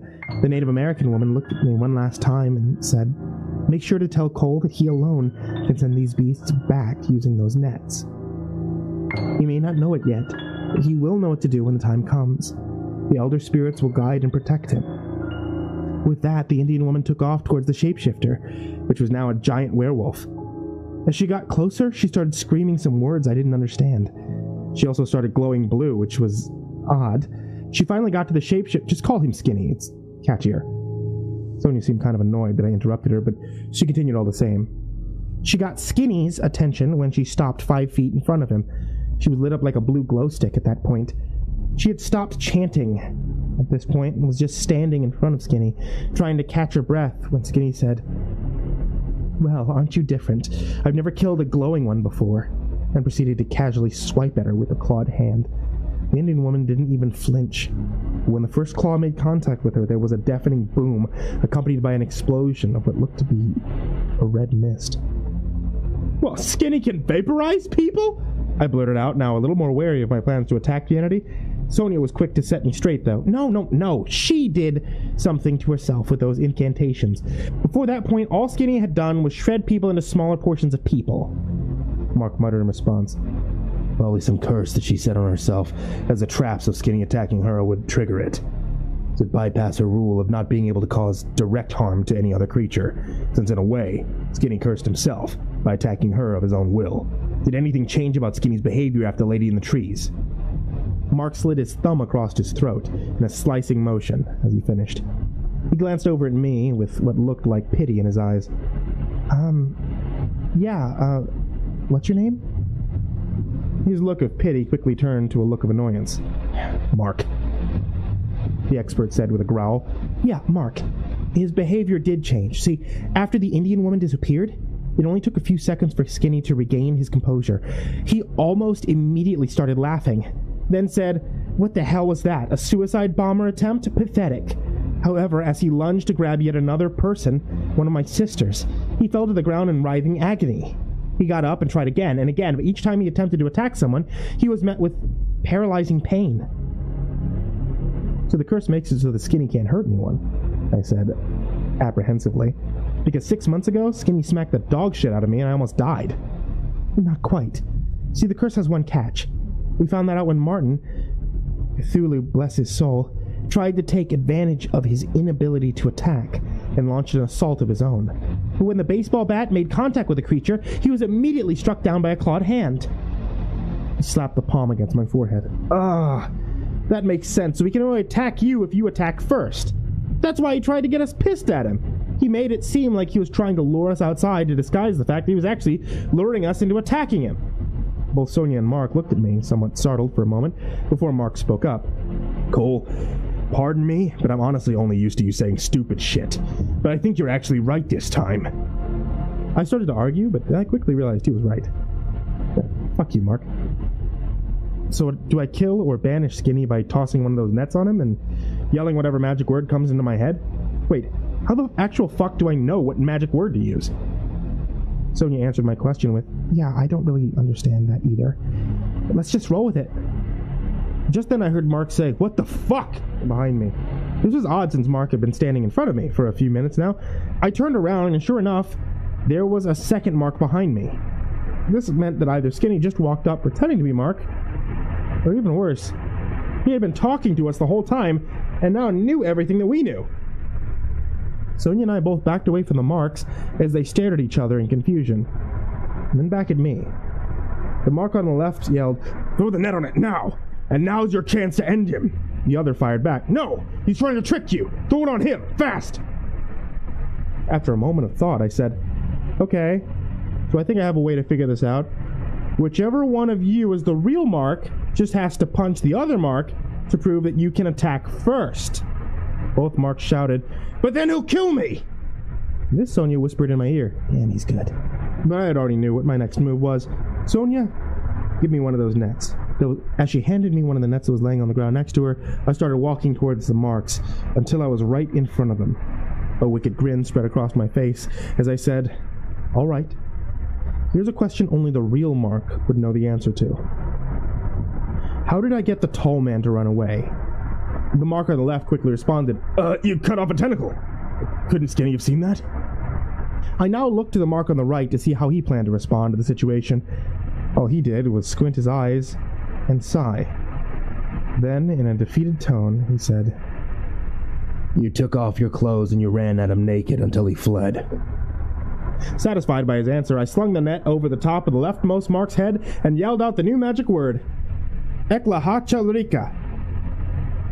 Not really sure why the magic words that came out of my mouth were different from the ones that came out when I got rid of the baby doll monster, but like Sonia said, I guess we just roll with it.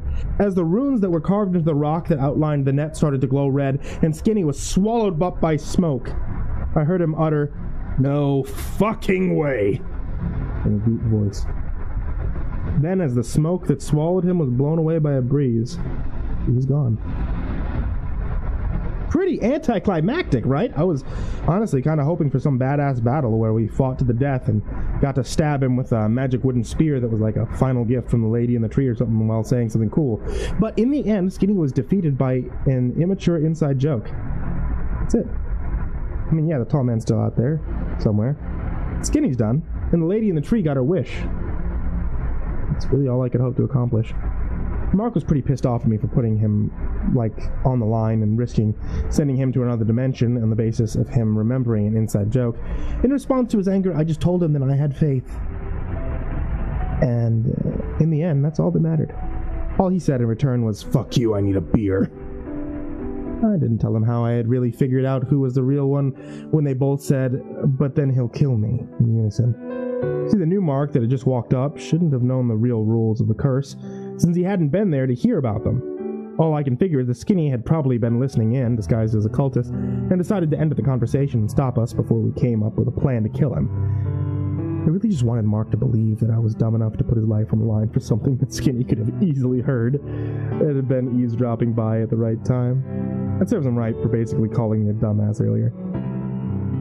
After Skinny was dealt with, Mark and I shared an uncomfortable couple of goodbyes with the cultists, most of whom hadn't even noticed what had happened, including Hector, much less appreciated the fact that we just got rid of the single most vile creature that had ever inhabited this land, but I was okay with it. The fact the lady in the tree's killer was gone for good was enough for me.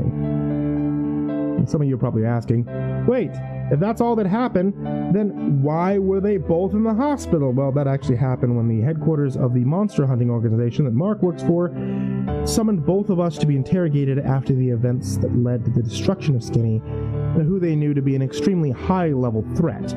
After all the paperwork and questioning was over with, Mark offered to take me out for a drink. I accepted. Long story short, don't drink and drive, kids. They even took up our electronics for the first week we were here, claimed that it was so they could scan them, but I knew it was just punishment for damaging a company-armored SUV. Anyway, that's pretty much it for now.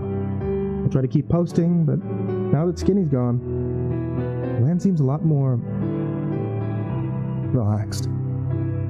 I hope you all enjoyed the tale of how I finally killed Skinny. And this is Cole, signing off.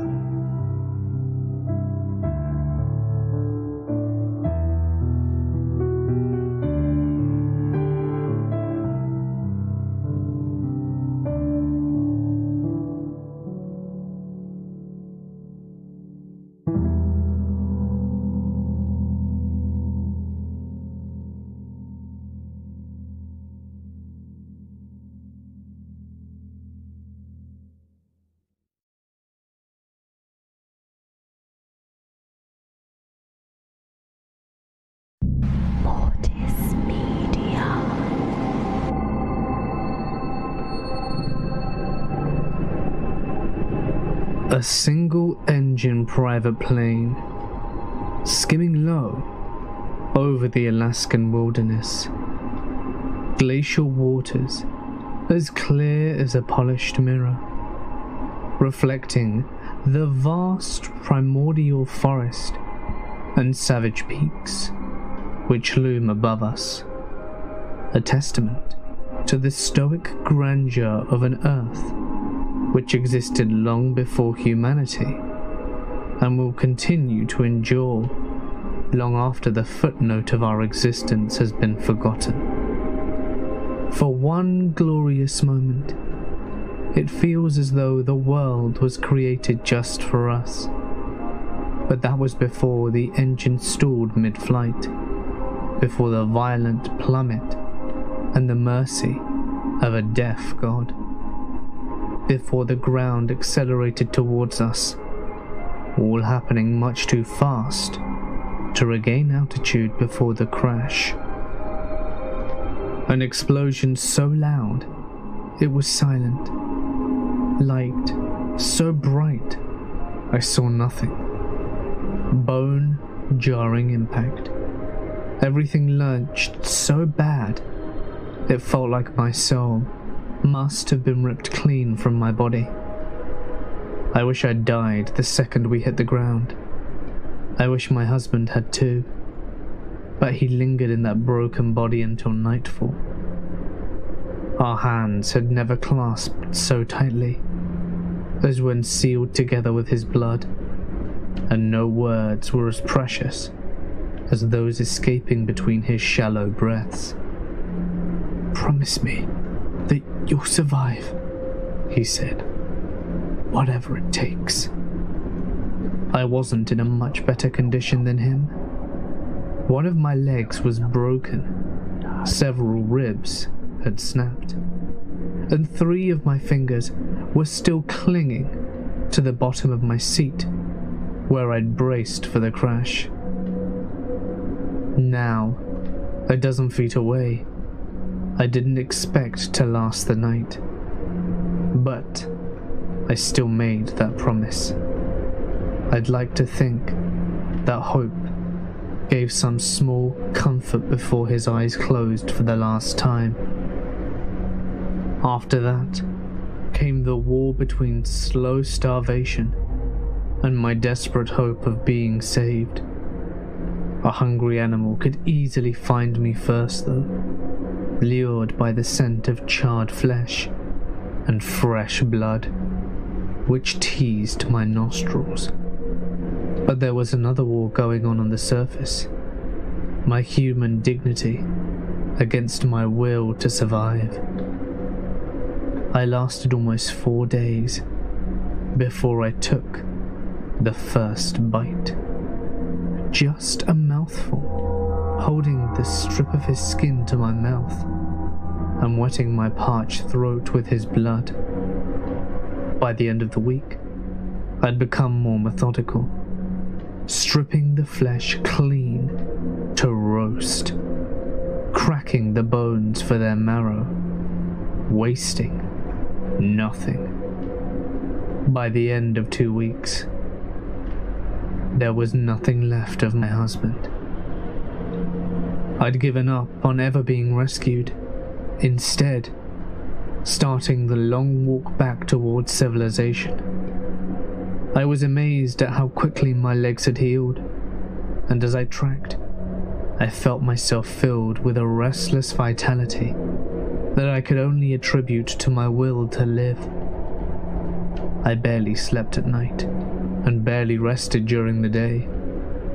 It's almost as if I'd spent my entire life being sick, but I'd gotten so used to the feeling that I thought that's how everyone is supposed to feel.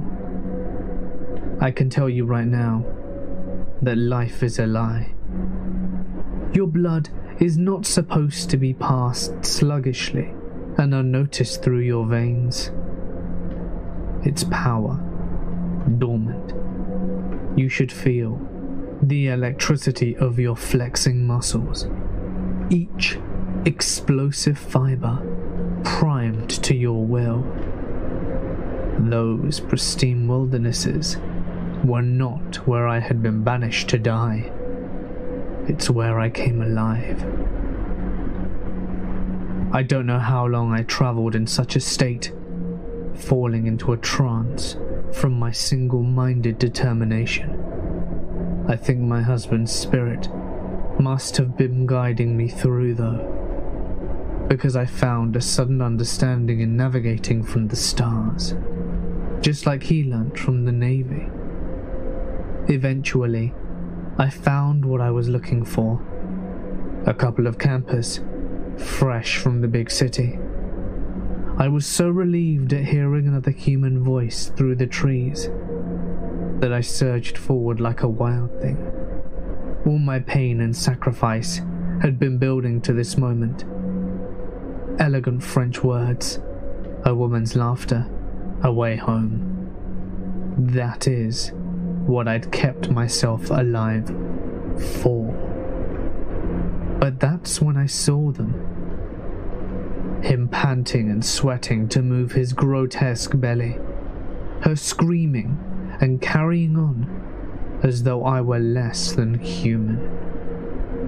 Well, it goes to show that you sometimes need to take a step back in order to see things clearly. After everything I'd been through, I couldn't feel anything but pity and disgust for these torpid creatures, willing victims of what their artificial life had deformed them into. The husband was bigger, but the wife tasted better, cleaner. I lived more vibrantly in those next few nights, feasting and regaining my strength from their unused bodies. Then all the years they'd wasted on being half alive. I wasn't only getting stronger either. I started catching my thoughts, slipping in and out of French. I thought my husband had been guiding me through the woods, but now it seemed more appropriate to say that I had consumed some aspect of him, just as I had done with the French couple. I was hungrier than ever, gnawing, incessant hunger, almost as soon as I'd finished. Like my stomach, threatened to digest itself if I didn't get more. I tried eating some of the trail mix and granola bars in their packs, but it tasted like so much sawdust and dirt. Even the beef jerky tasted like cardboard, although that's not unusual by itself. And it was obvious that the more I ate, the more I needed it. The prospect of returning to my frail old self, unbearable. But the idea of living in the woods, biding my time in agonizing solitude, whilst waiting for my next chance for a meal, I don't think that's any better. Unless, of course, I go back to my old life, without giving up what I need to survive. And such easy targets. There are the kindergarten where I used to teach. I didn't even waste time stopping at a hospital. My wounds had mended on their own, all but the missing fingers. I only stopped off at home long enough for a shower and some new clothes before heading back to the school. Surrounded by a sea of little shaggy heads, not even reaching my waist, I could almost taste them. The other teachers were shocked to hear of what happened, of course. Their version was lighter on the details, but despite their generous offers to help, I insisted that I wanted to be back in the classroom as soon as possible. "See, guys, I told you she wasn't dead." That was Roddick. He likes to finger paint. I hope it doesn't have a bad flavor. "What happened to your hand? Ew, gross, you're gross." I'd be lying if I said this was my first time I'd contemplated Tiffany's horrible demise. "You don't have to come back. We're having fun without you." "Oh, don't you worry." I squatted down to Sandy's level. "Having me around will be more exciting. Now take one of these and hand one out to everyone in class." I may be hungry, but I'm not an idiot. I'd never be able to take more than 1 or 2 children before causing such a scene that it became impossible to continue. "What's she handing out? What is it? Let me see," Tiffany shouted. "It's a permission slip," I told her. "We're going on a field trip. You, me, the whole class. We're going camping. It's not just the taste that makes children special. It's their innocence. And if I ever want to start over and live a normal life again, I'm going to need to eat until I'm innocent again, too." It's no secret that I drink. My friends will make jokes like, "Your idea of a balanced diet is a beer in both hands." I'll laugh with them, but I don't miss their pitying smirks. When I'm out to have a good time though. And when I'm in, well, either way, It feels like I'm only smiling once I've knocked back a few. I have this weird habit when I'm drinking alone, where I like to watch myself get drunk in the mirror. I start off by seeing this drab, aging overweight slob, and I'll make a game out of drinking until he looks happy.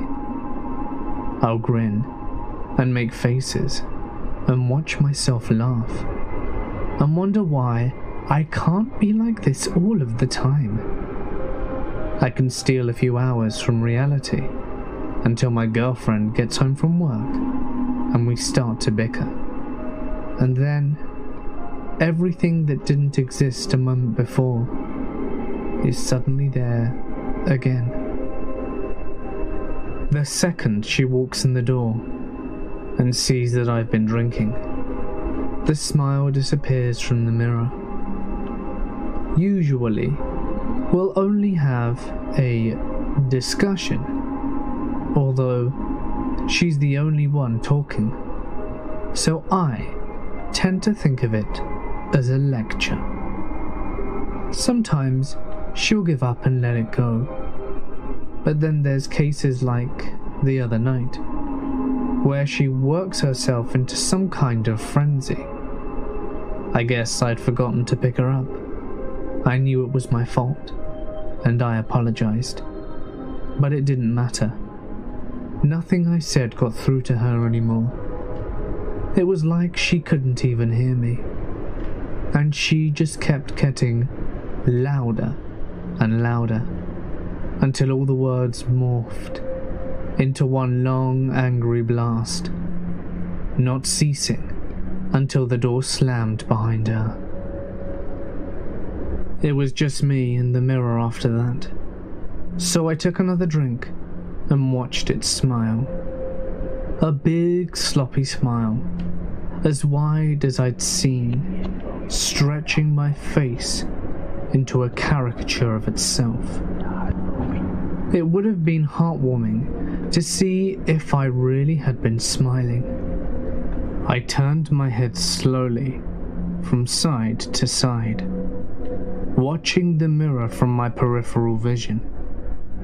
The man in the mirror turned too, matching my movements exactly, giving me full view to all its leering teeth. Meanwhile, I felt my own closed mouth with my hands, just to be sure. The mirror was smiling, but I was not. That unnerved the hell out of me. It was a wake-up call. I emptied the rest of my bottle down the sink, and I went to lie down for a while. The weird thing was that I didn't really feel drunk though. I was still walking straight, thinking clearly. I was barely even buzzed. Laying there in the dark and thinking about what happened wasn't any better. I felt like I was going to start sobbing. After about an hour of tossing and turning and hating myself, I got up to use the bathroom and looked in the mirror again. I wanted to see myself smile, even if it wasn't real, just to know that it was still possible. I was even more sober than last time. I could feel the miserable weight of it. My reflection, though, a coy dimple at first, but before my eyes, it was stretching into a beaming grin. I felt my slack, loose face again, with both hands, then reaching out to touch this smile in the mirror. My hand tensed into a rigid claw. I didn't feel the glass. I felt the warm, moist, tightly pulled lip. The stubble of its face, the curve of its chin. My hand slipping through the mirror, as though it wasn't